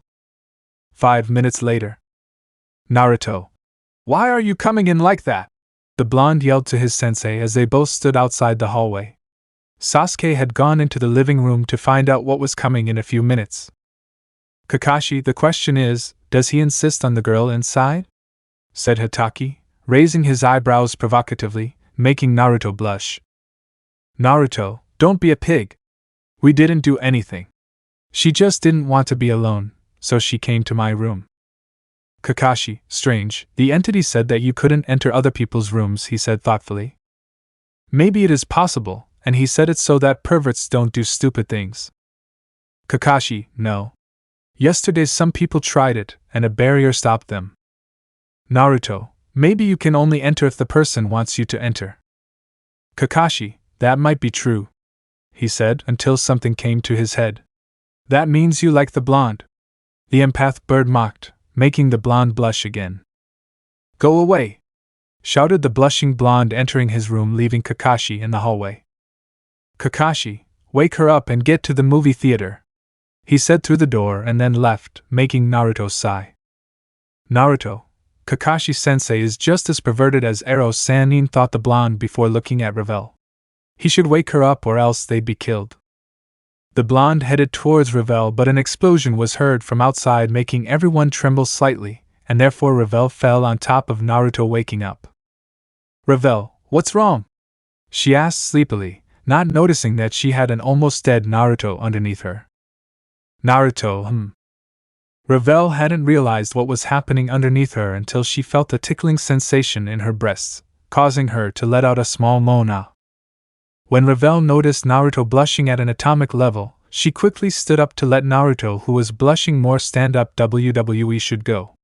She said to leave the room and leave Revel, who was blushing. Revel, the lip on my chest. She thought, blushing as she remembered the moan she felt when Naruto's tongue was on her chest, which was much better than his fingers she had ever felt in her entire life. She stopped thinking about the blonde to go to her room and look for her clothes. Somewhere else, with Goku and Vegeta. You could see Goku with his face burned by Vegeta's attack, covering his wife with the bedroom sheet. What are you doing here, fool? He shouted angrily at seeing his rival interrupting his sleep next to his wife. Goku, the story has already started and everyone in the room is needed so it can be read, he said, cleaning it up because of Vegeta's attack that caught him off guard. Thank God it was a weak attack or his head would have exploded. Bulma, okay, we'll be leaving in a few minutes. So get out of the way. Goku, hi, he said as he ran away, realizing that the blonde from the story was coming behind him, and strangely enough he seemed to have a fever because his face was as red as a tomato in its prime. Naruto, oh hello, I greeted, noticing the man in the super incredible suit, as well as the black-haired man I spoke to the day before. Goku, hey little one, said the scion, to which the blonde looked at his clothes with stars in his eyes. Do you like it? He asked, pointing at his clothes, making Naruto nod as if there was no tomorrow. Naruto, yes. I love it, it's orange and orange is the best color, he said animatedly before looking at his uniform, which was light orange to his disappointment. Naruto, I wish it was the same orange as yours. With that, Naruto's clothes changed to a darker orange, like the one from Shippuden, surprising Naruto and Goku with the change. Goku, what was that? I don't know, he said, amazed at seeing such magic he didn't know about. They would have continued doing the same until a still blushing Revel took Naruto away at the same time that Vegeta and Bulma left to go to the room with Goku. 10 minutes later. Naruto, you can start now, said Naruto next to Revel, blushing because of what happened a few minutes ago in the blonde's room. Annabeth, fine. Topic: Meeting a pervert. Naruto, the topic is a bit strange, thought the blonde, seeing that he would meet a perverted woman. Akino, maybe it's me, thought the sadistic and perverted fallen angel, licking her fingers at the thought that the boy might know her. It would be a pleasure to be with her president's brother. Naruto can be seen lying on a black state-of-the-art bed. Next to him were Millen, a blue-haired girl, a pink-haired girl with 2 horns on her head, Senna, and Origami. Azazel, he has good taste. He would pervertedly fall for seeing the young women in the blonde's bed. Naruto just blushed seeing all the girls still next to him, while a bum said troublesome because of his womanizing friend.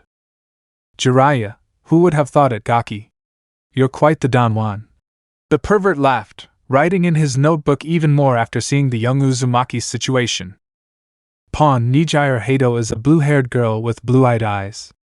She is also a pawn of Naruto with a sacred gear called shock waves. It allows her to create and manipulate shock waves generated by her vitality, without risk of use, unless she is pregnant. Azazel. That's a good sacred gear, thought the fallen, eager to study the girl's artifact. At his side, Kokubio wanted to have that sacred gear to create a new war between factions and crown the fallen as the superior race. Pawn 02 is Naruto's pawn, a lightning user. She possesses special blood capable of increasing the power of anyone she wants just by shedding a bit of her blood. Kokubio, wait! He has EXP 002. He thought angrily when he saw that his experiment was with the redhead. But he also smiled madly. He only had to kidnap the girl and he would have her back, and it seems that she controls her power to the maximum. That way they would be unstoppable. Naruto 02. That's a strange name, he said with doubt, earning Ravel's gaze, who had lost her shame over what happened a few minutes ago. Your name means fish cake, he said to his new friend, who just crossed his arms. Naruto, yes. And also warrior and maelstrom, he said without understanding their meanings. His name is very strange in any possible translation, even the one where it means maelstrom, the strangest one so far. The redhead was sleeping happily, until a ray of sunlight hit his eyes, making him frown. If you weren't necessary for the earth, it would have destroyed you years ago. Apollo, I am very important to the entire universe, he said proudly, being recognized as an important being. Hermes, yes, but he still wants you dead. Mocked the god we all love, saddening Apollo because so many want him dead. Naruto slowly got up. Looking to his side, he could see Millen, Nijire, Zero, Senna, and Origami sleeping soundly. Normally he slept with all his fiancées and wives, but being in one of his many houses located in Japan, Tokyo, for business reasons, most of them couldn't come with him. Azazel, he even has houses in Japan. The boy knows how to take advantage of the money he earns. Leaving his thoughts aside, Naruto got out of bed and put on his slippers, which, strangely, were dragon-shaped, since for him that means that dragons are under his feet. Michael, bold words, thought the leader of heaven with a frown. Azazel, if Great Red or any other dragon were here, the second faction war would break out over a few simple words, thought the fallen man, watching as the Dragon Boy's gauntlet activated with a strong green glow, demonstrating the Red Emperor's anger. Naruto, I hate mornings, he thought as he entered the shower. He had already been in Japan for 5 days dealing with his company. Normally, he would never take so long, but at Kaori's request, he stayed on something similar to a vacation with his most tender wives, after Kaori, of course. Naruto, he missed Kaori, he thought, grabbing the cereal from the shelves and the milk from the refrigerator. He misses Kaori a lot, more for her voice than her food, but both were key factors in this. Venelana, he is so attached to the girl, she even seems like his queen. Naruto, will she cook ramen better than Tushi? The blonde thought because if his futuristic version liked the girl's food, she must cook ramen magnificently. 2 made him drool because of the hunger it caused him. When the chapter ends, he'll go for ramen. Shut your mouth, Ravel said to the blonde, who obeyed, embarrassed by his actions. After finishing breakfast, Naruto went to prepare to visit Rias to review what she has done in these years with the territory. In addition to the leadership of the clan, she would also take the territory, so he has permission to review everything. Sir Shay, I have to help Rias secretly. I can't let my little sister lose, He thought worriedly for his little sister. Okay, here we go, he said, mounting his latest model, black and red, with 779 horsepower. Having a lot of money earned is great, although it is true that the underworld clans have a lot of money, even more than him. It is still difficult to spend it freely since the money is not clean, since they do not have any business or company that has helped them get such an amount. They cannot use it unless they use magic to mind-wash humans, and even then it is very complicated since there is always a superior to warn about the large amounts that are used. Ajuka, it's true. Spending large amounts of money is a headache, he said, remembering a few times he spent hours clearing his clan's money in the human world to buy materials for his plans.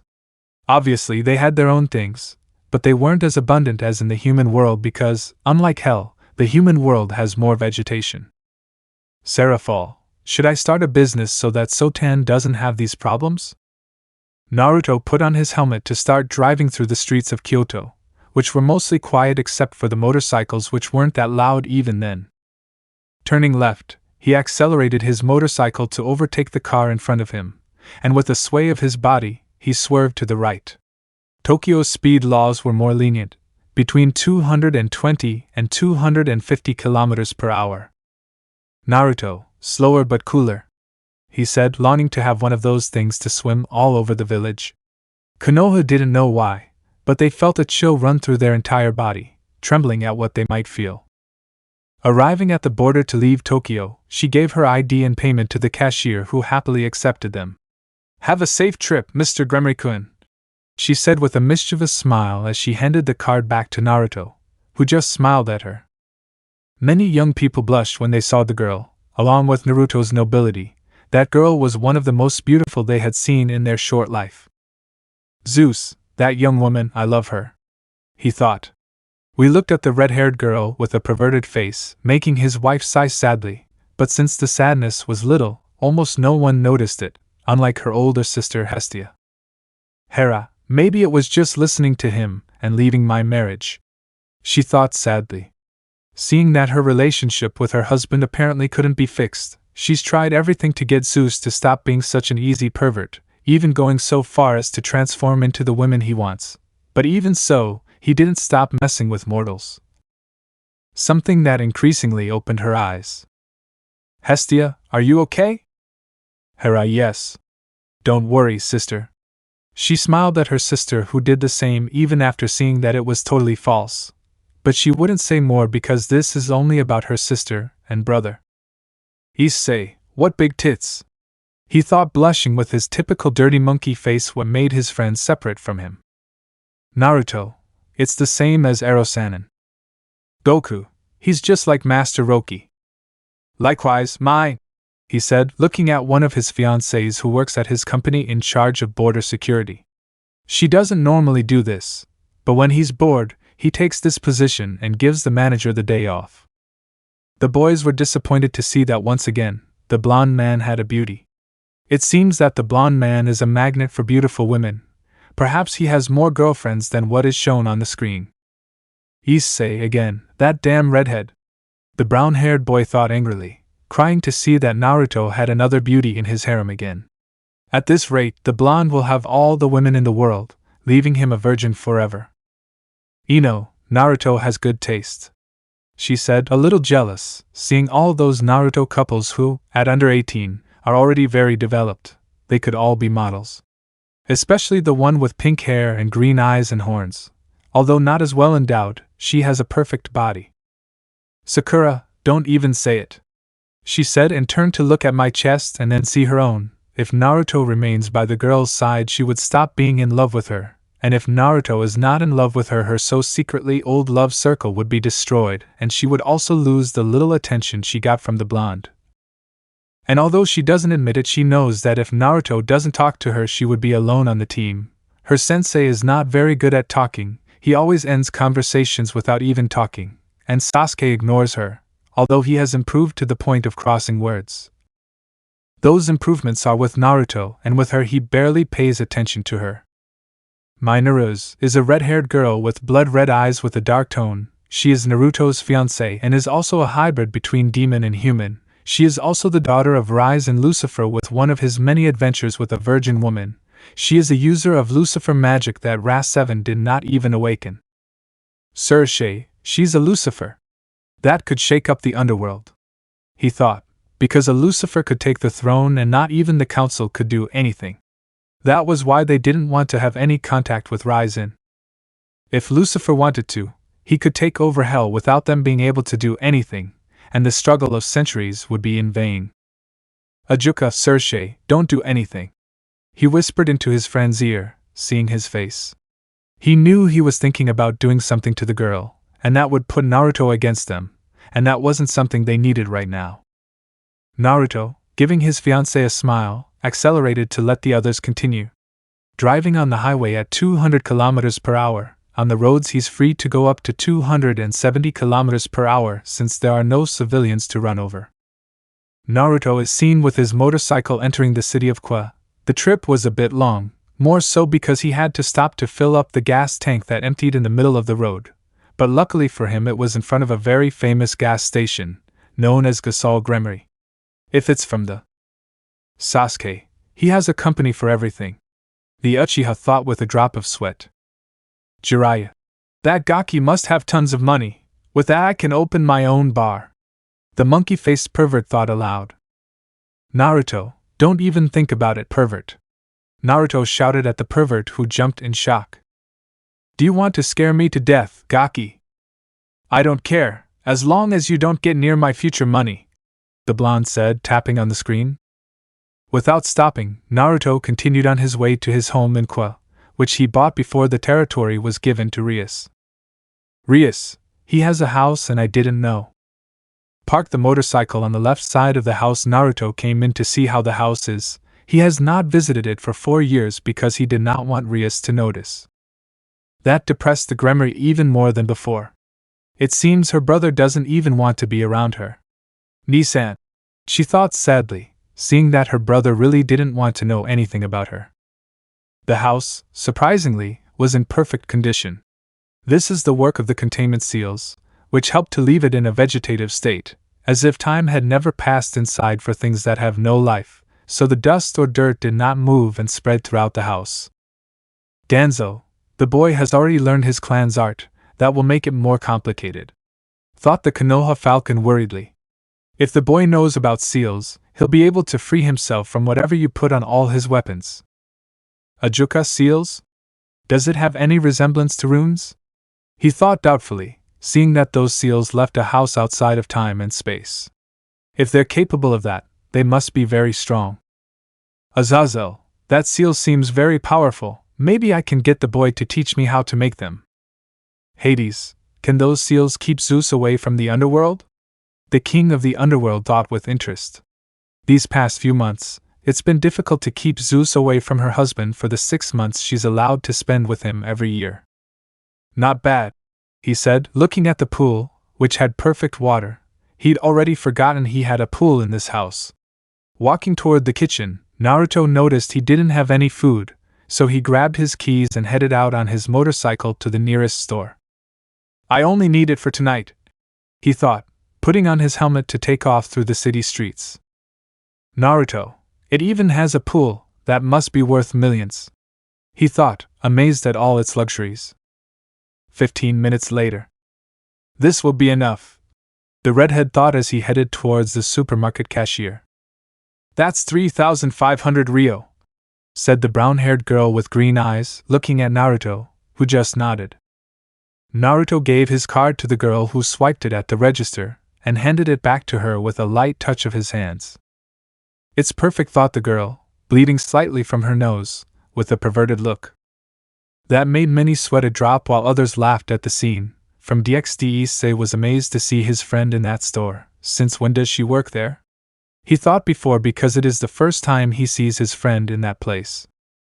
Naruto, oh, do you know where I can find condensed milk? He asked the brown-haired girl with glasses in front of him.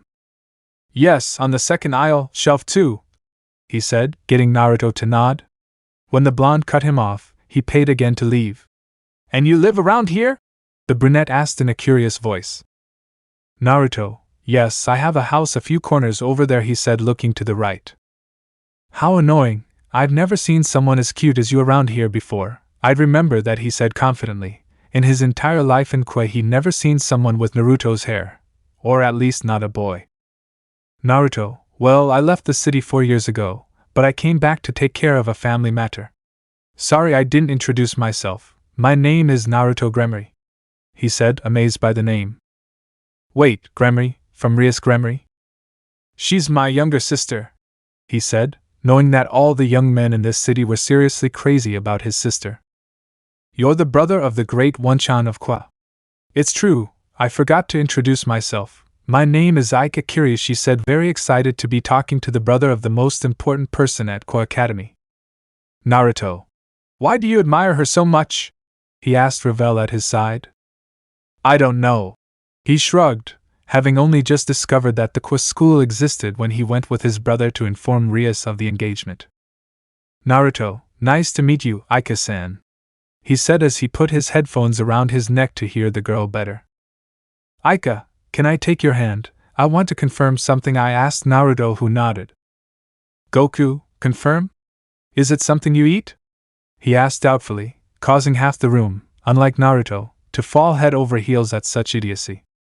Now that you mention it, it's named after a food, Naruto said, causing those who were yet to fall backwards due to such idiocy on the blonde's part. These two are the same, Whis thought, looking at them, scratching his head for being given to him by his friends with different hair colors. I don't see a problem with that, he said, defending his hand to the girl who squeezed it tightly. Ajuka, Azazel, and others looked at the screen with doubt to see what the young woman would do simply if the blonde held her hand. Some ability or something spiritual? Thought the demon Ajuka with doubt, not knowing what the girl would do. You've never groped yourself before. Those words shocked many again. No one expected that or anything like it.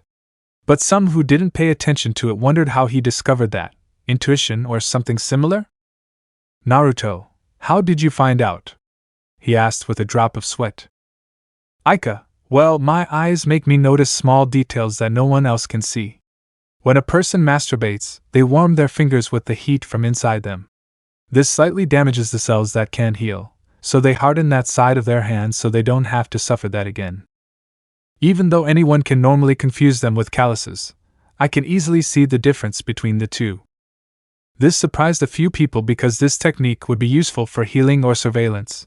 But the most intelligent saw the true potential of the technique since it showed a difference in body heat and irritation heat, which can help to see different wounds and things. Team, isn't that what the Sharingan does? He asked because the Sharingan also has microscopic vision similar to the girl's and can see things at a slower pace, just like the eye apparently can. Yes, the Sharingan does something similar, he replied, tired of his friend's idiocy. Naruto looked surprised. That combat skill is very good, being able to see past damage from the enemy that can still cause pain. His eyes must also slow down time, since the cells heal very quickly, even for the most trained eyes, and to see that instead of enchants or they harden you have to slow down to at least 0.10 seconds, he thought with a smile. His sister changed prodigies for sacred gear, something stupid. Azazel, this time I agree with the boy, Azazel said, earning a look from Sir Shay, who ignored what he didn't know. It was true, the girl traded a sacred gear for gifts like that, and she may not understand it, but there's a problem with that. If she doesn't know, it's obviously because she never tried to learn it or asked. Ajuka, I need to find her, with her my experiments will end faster. He thought, I'll send you how to attract the girl to him. He could even use the Gremory himself to trick her into giving her something of the boys. It's true that sacred gear are super powerful, but an ability like this girl's is capable of killing even a god if trained properly. You're stupid, Rias. Every day I realize that you're still the girl who prefers 1,000 polished diamonds over millions of rough diamonds, she thought with more disappointment than she had before. I didn't have that much time, she whispered, because that was a good enough reason for her. That's impressive, Aika. Have you ever told anyone about this? I asked her while looking at the girl who blushed. Most of my class knows about this, but the person who knows the most about it besides my parents is an acquaintance of mine named Hyodo Issei, she said while looking away with a blush for being praised. Looks like you were right about that too. The guy isn't in the mood to help her unless he's offered a pair of tits.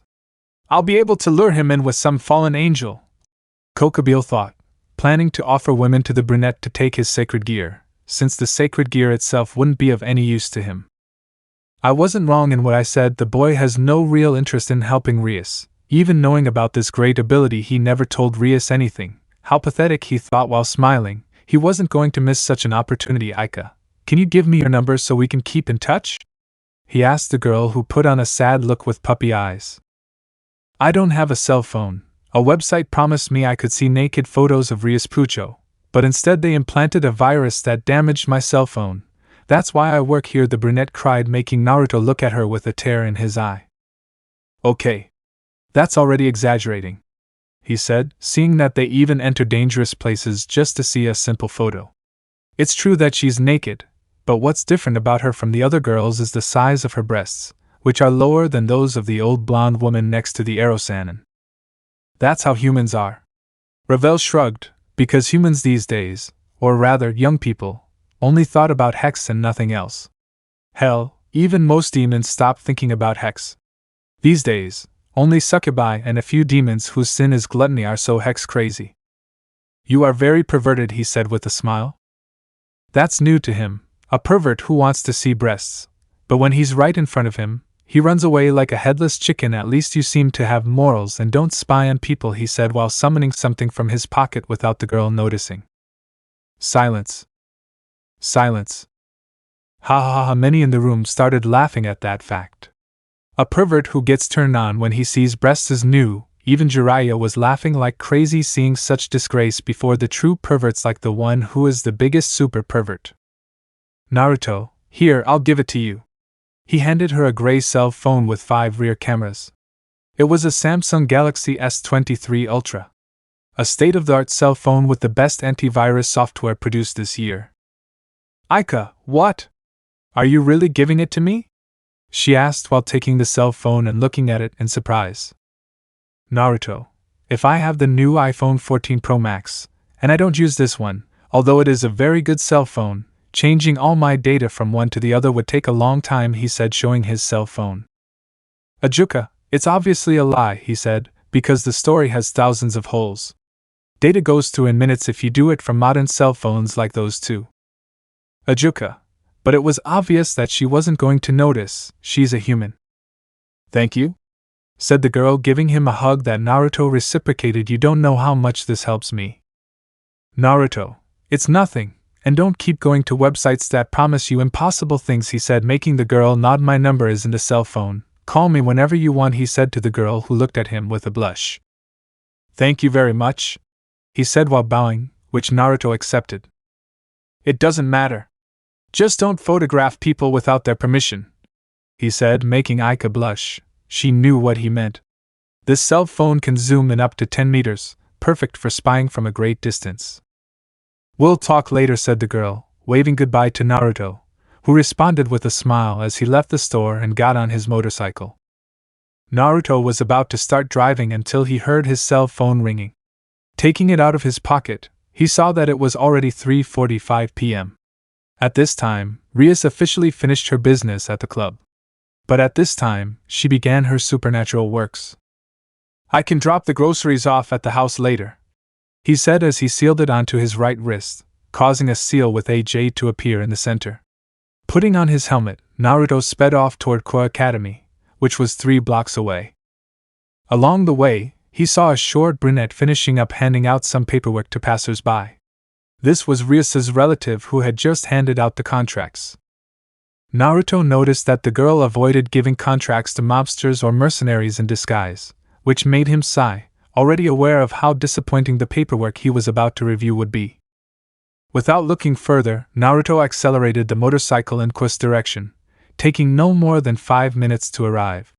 Getting off the motorcycle, he made sure it was properly parked and then entered the academy, which was closed to everyone except the student council and the occult club. Naruto, it has to be over there, he thought, entering the nearest building, when he saw Ko for the first time a week ago, but he entered and exited in a magic circle and never saw anything through a window distinctive enough to recognize him. That's my building, Zona thought as she saw where the redhead was heading. Upon entering the building, instead of seeing Rias's group, he could only see some old acquaintances and others he didn't know. These were the Sona Citri Student Council. "Hello?" he said, showing no interest in it. Nara-chan, a silver-haired girl, approached him, making him smile. "Momo-san, you know him," said a blond boy with a somewhat strange face. "Momo, you might find out soon enough," she said in her uninterested voice, which didn't match the one she had on the screen at all. "Momo," he called with a smile, looking at his only girlfriend. While Momo was his girlfriend, the others were either his wives or fiancées. Although he understood, she was barely a 17-year-old in high school, while the others were already over 18, and even Merlin, Shisada, and Milan were thousands of years old. Well, it's not that true, Shiva thought, curious to many. "Why does Lord Shiva say that?" Sir Shay asked curiously. "Okay. If he was reincarnated in our world, it means his soul didn't go to the afterlife and stayed in his universe. The entity said we're from universes and timelines." But when he said universes, he looked at that group, he pointed to the Dragon Ball group. And when he said timeline, he pointed to the others. That means they're located in another time in the past. He wrote down everything he could imagine, surprising many in the room, who had a higher than average IQ for not having realized that. "Naruto, it means I'm an old man in a young man's body," he said, because that's what the four-armed purple being said. "Basically, yes," replied Shiva with a drop, because the boy wrote down everything he said in a single sentence. Much older than his current age, but he doesn't care, because if his versions from other universes get together with girls younger than them for thousands of years, he would do the same but in reverse. Wait. He knows his versions of the multiverse. Plus, that made Azazel open his eyes in amazement. He had the multiverse information with him the whole time, and they had never noticed.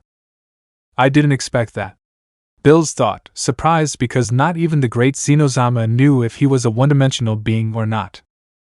One-dimensional means a being that only exists in a single dimension. Basically, there are thousands of dimensions, but the one-dimensional being will only exist in one, and the alternate timelines to that one, but not in any other universe or multiverse. But there are possibilities that it does exist in other omniverse. Whis, does he have universal consciousness? Whis asked himself with doubt, because that was almost impossible, at least as far as he knows. Break. Suddenly the video was shown as if it were on a screen, while in front of it some people stood up to argue. Mux had paid attention when they saw several people standing in front of the screen. Of all of them, they only knew one, but some already had an idea of what the others were. Many were almost identical, while the ones that were different had an obvious blonde trait, like a mustache or a smile. "It seems he doesn't have a universal consciousness, he simply knows his other selves," Beto said to his destroyer god, who nodded more calmly.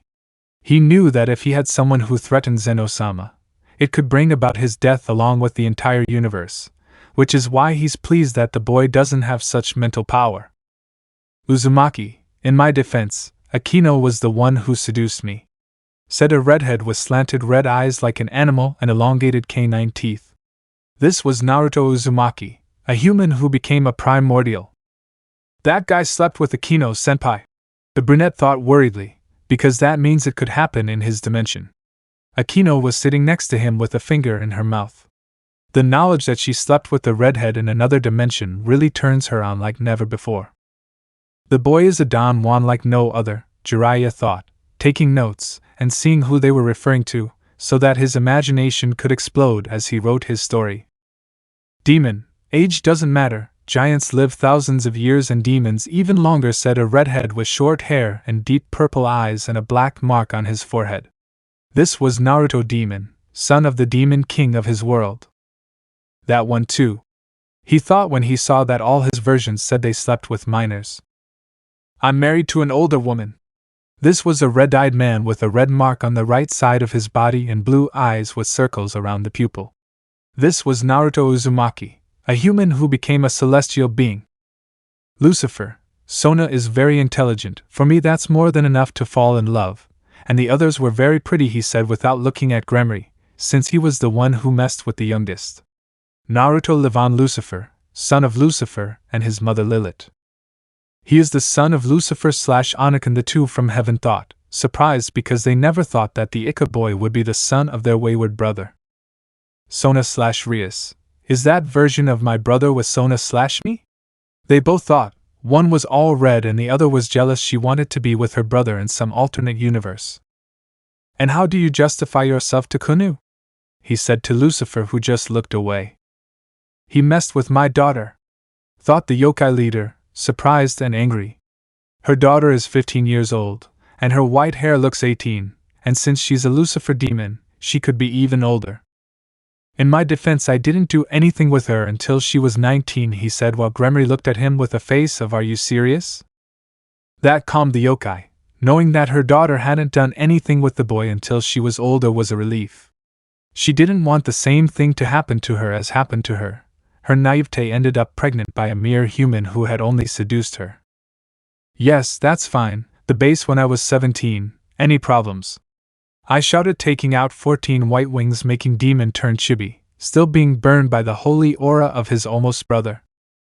Many of them got a drop. She got angry about that, since most young women end up pregnant at 14 or 15, and he barely kissed her at 17. It seems like nothing will happen to him, the yokai thought calmly. Demon, I see no flaws in that logic, he said while healing from his holy burns. Years ago he stopped being completely affected by light or holy weapons. It doesn't matter if he's a demon. Naruto seems to eliminate any weakness from a body no matter what it is. Ajuka thought, since Naruto has shown 3 versions of the demon, while 2 are not affected by the light, the other controls the light, and can use it like any other angel. Karma, hey, do you think those watching us are surprised? He said, staring at the 4th wall as if he saw someone there, something not out of touch with reality. I from the past, I advise you to kiss your cousin Karen Uzumaki. She kisses well. He winked as the others slapped each other in the face. He just revealed what northerners are in less than 10 words. That's true, but kiss our other cousin instead.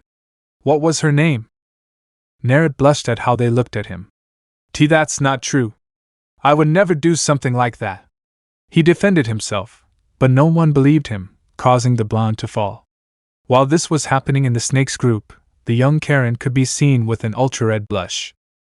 Knowing that she kissed her cousin wasn't the best thing, but all the mockery made it worse. Yeah. I do believe you, but it's not bad to be a northerner in the underworld, it's normal. You messed with that asshole, mocked a redhead named Tayuya. Demon Tayuya, the one who says bad words. The dwarf finished, remembering the girl his brother showed him once. That left the redhead dry. She also messed with the blonde jerk, and he also knew she was Uzumaki. What were you saying? A 2-headed boy mocked, seeing his classmate blushing at knowing that fact. Shut up, she shouted, blushing, earning more mockery from her classmates. I'd better continue the story, he said with a drop for his 3 almost Lilicon brothers. Return. Leaving that aside, Naruto gave a light kiss to Momo, who just blushed. Did you miss me? He asked, stopping kissing her. Momo, a little, she said, smiling slightly at seeing the one she loves again. Naruto-san, it's a pleasure to see you again, said a black-haired girl with short hair and glasses on her hairy face. Likewise, Sona-chan, she said with a smile to the student council president, Citri heiress and owner of half of Quest territory. Sona-sama, who is he? Asked a blonde man with a monkey face that only a mother would love.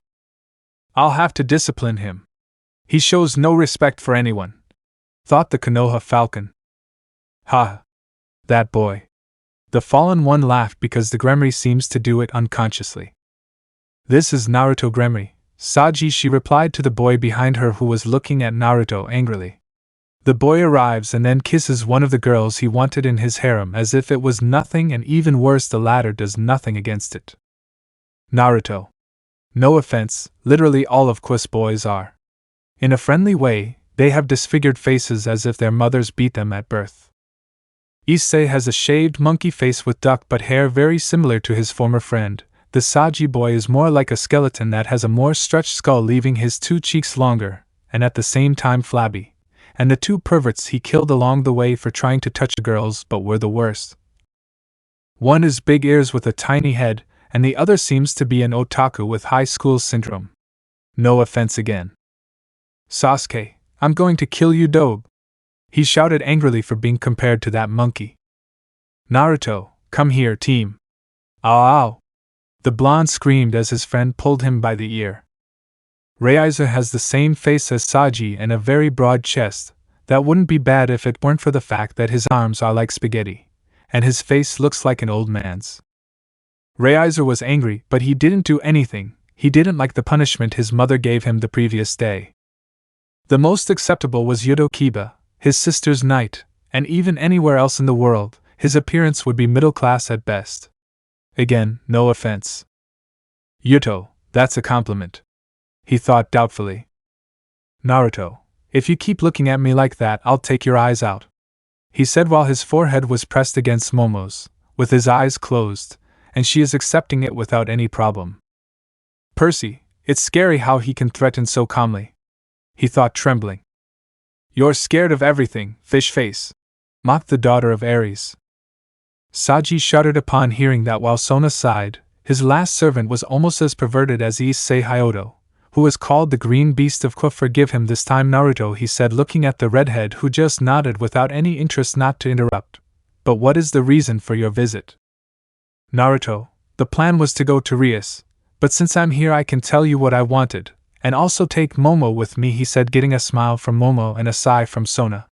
Both approached Sona's desk. Naruto sat down, sitting Momo on his lap, who just smiled at being hugged by the Gremory.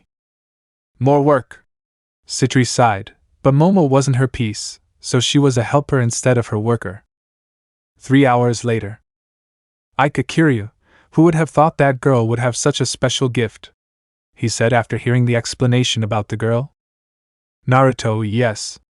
Even I found it interesting, but I already have my complete set and I'm not in the mood to go get another one in the underworld, he said, placing his head on Momo's shoulders, who only caressed his head, leaving Saji, who watched, even more jealous. She always ignored him, or rejected him.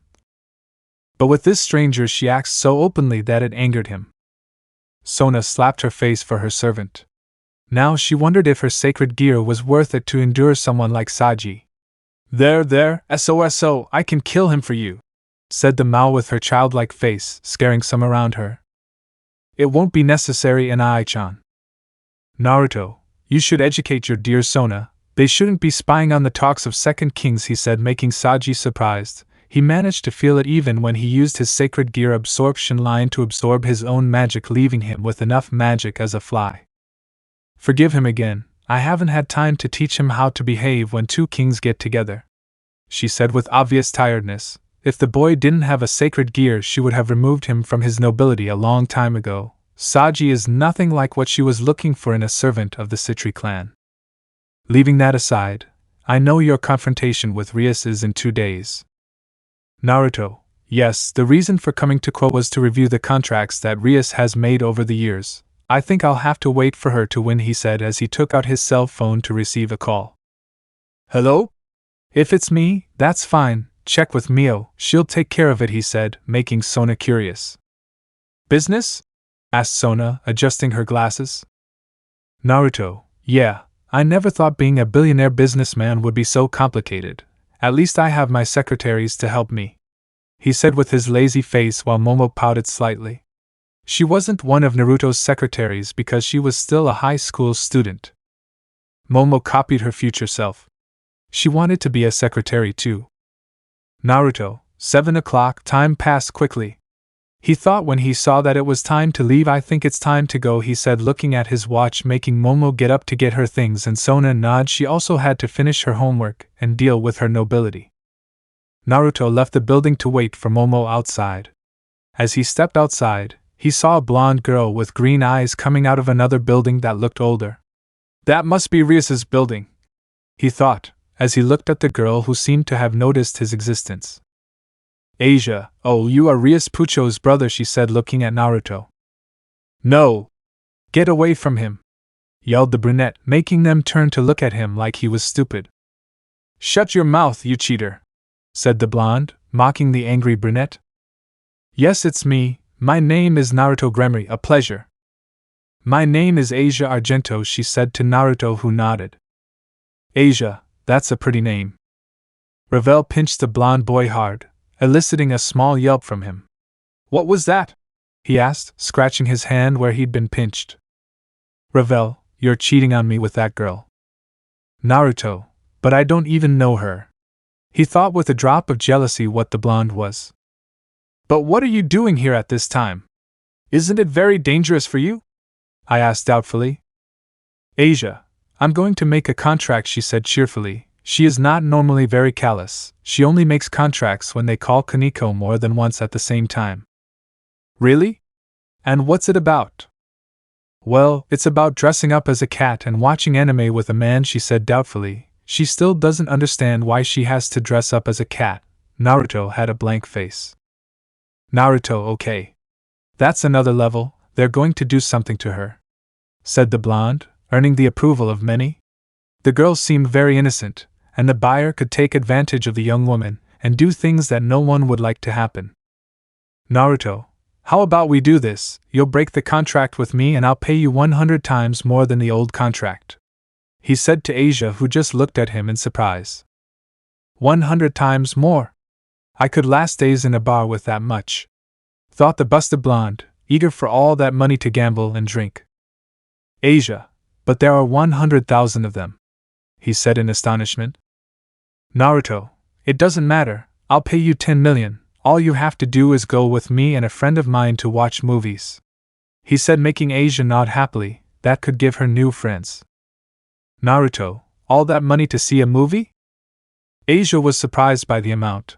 It was a lot just to watch a movie with the redhead and the silver-haired girl. "He'll want to be my friend." "Asia, okay," she said, standing next to Naruto to wait. Naruto looked at her. Carrying Asia sat her on the motorcycle to wait for Momo to leave. And a few minutes later Momo can be seen leaving the building. "Naruto, why did it take you so long?" he asked, taking off his Bluetooth headphones and putting one on Asia, then putting one on Momo. "Saji had a problem with me leaving early. On second thought, I could let Wani-san kill him," thought the Citri, because she already saw all the trouble he would give her just for meeting Naruto. "That boy is very stupid," Azazel thought, smiling. "Young people today are even stupider than they seem." "And her?" I asked curiously. I didn't remember Naruto having any relationship with Rias's bishop. "And he won't have it either." Rias mentally screamed because he wouldn't let his brother be with Asia, no matter how nice he is. "Naruto, he has a contract with me, so he'll spend the night with us and we'll watch movies," he said like a child, wiping a drop of sweat from Momo. Her boyfriend was very bipolar, but at least he doesn't change from happy to angry. That would be bad, and angry Naruto is something that nobody wanted to witness. Without saying anything else, Naruto got on his motorcycle, putting Asia in front, and then started off, causing Asia to jump slightly. It was her first time on a motorcycle.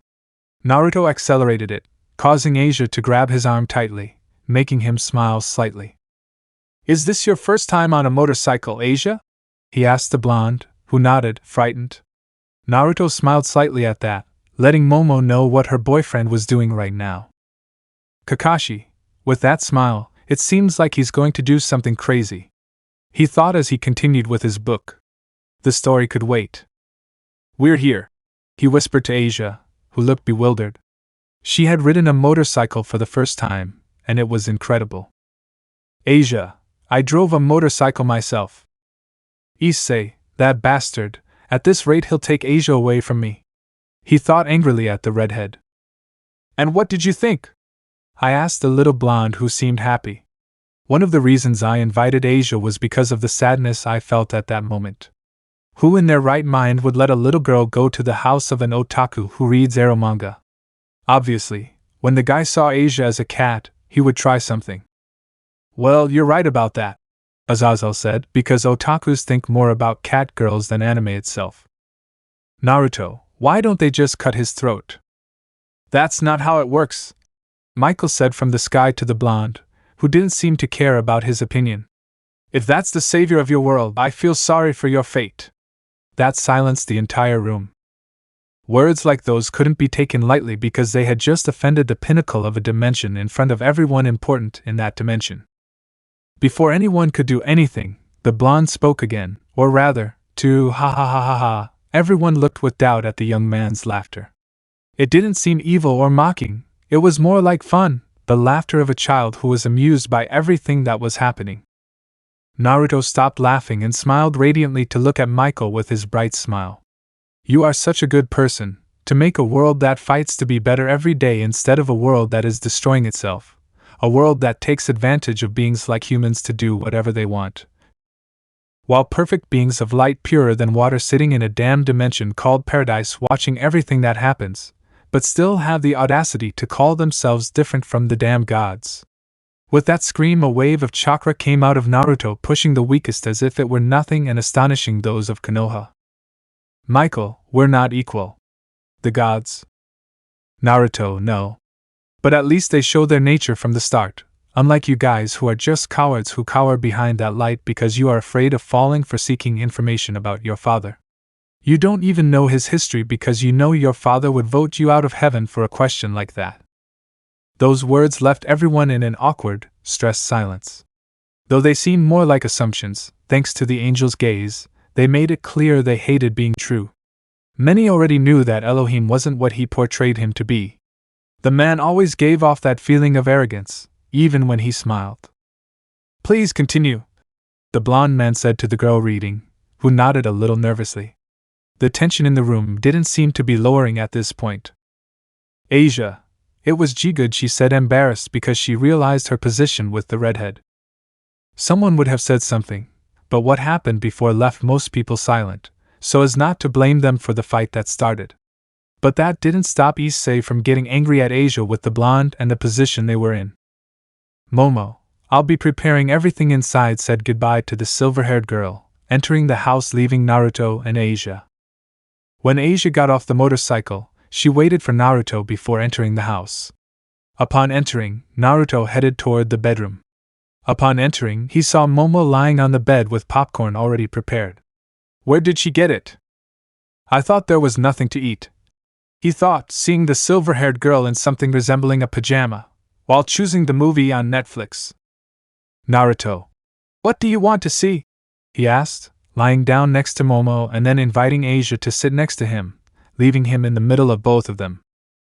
Momo, Fast and Furious 9, she said happily as she searched for it in the search tab. Are you okay with it? He asked the blonde, who blushed, but still nodded in embarrassment. Naruto, without saying anything else, settled down to watch the movie, while Momo placed her feet on him, revealing her panties to Asia, who looked away, blushing. 2 hours and 23 minutes later. Time skip! Apollo whispered to Hermes, who slowly followed suit so no one would notice or bother anyone else, so things wouldn't get worse. Naruto, Asia, and Momo can be seen fast asleep while the credits of the movie that had already ended played on the screen. The three of them were asleep while Momo was on top of Naruto hugging him, and next to her was Asia asleep with Naruto's hand on her chest. Annabeth, end of chapter. Everyone stood up again to get food, and some to do whatever else they could in a place like this. What ramen should I eat today? The Uzumaki thought calmly, beginning to eat some yui miso ramen. It was the one with the most nutrients, and his favorite. Thank God Ichiraka was kind enough to make a ramen with the necessary seasonings so his growth wouldn't be any worse than it already was.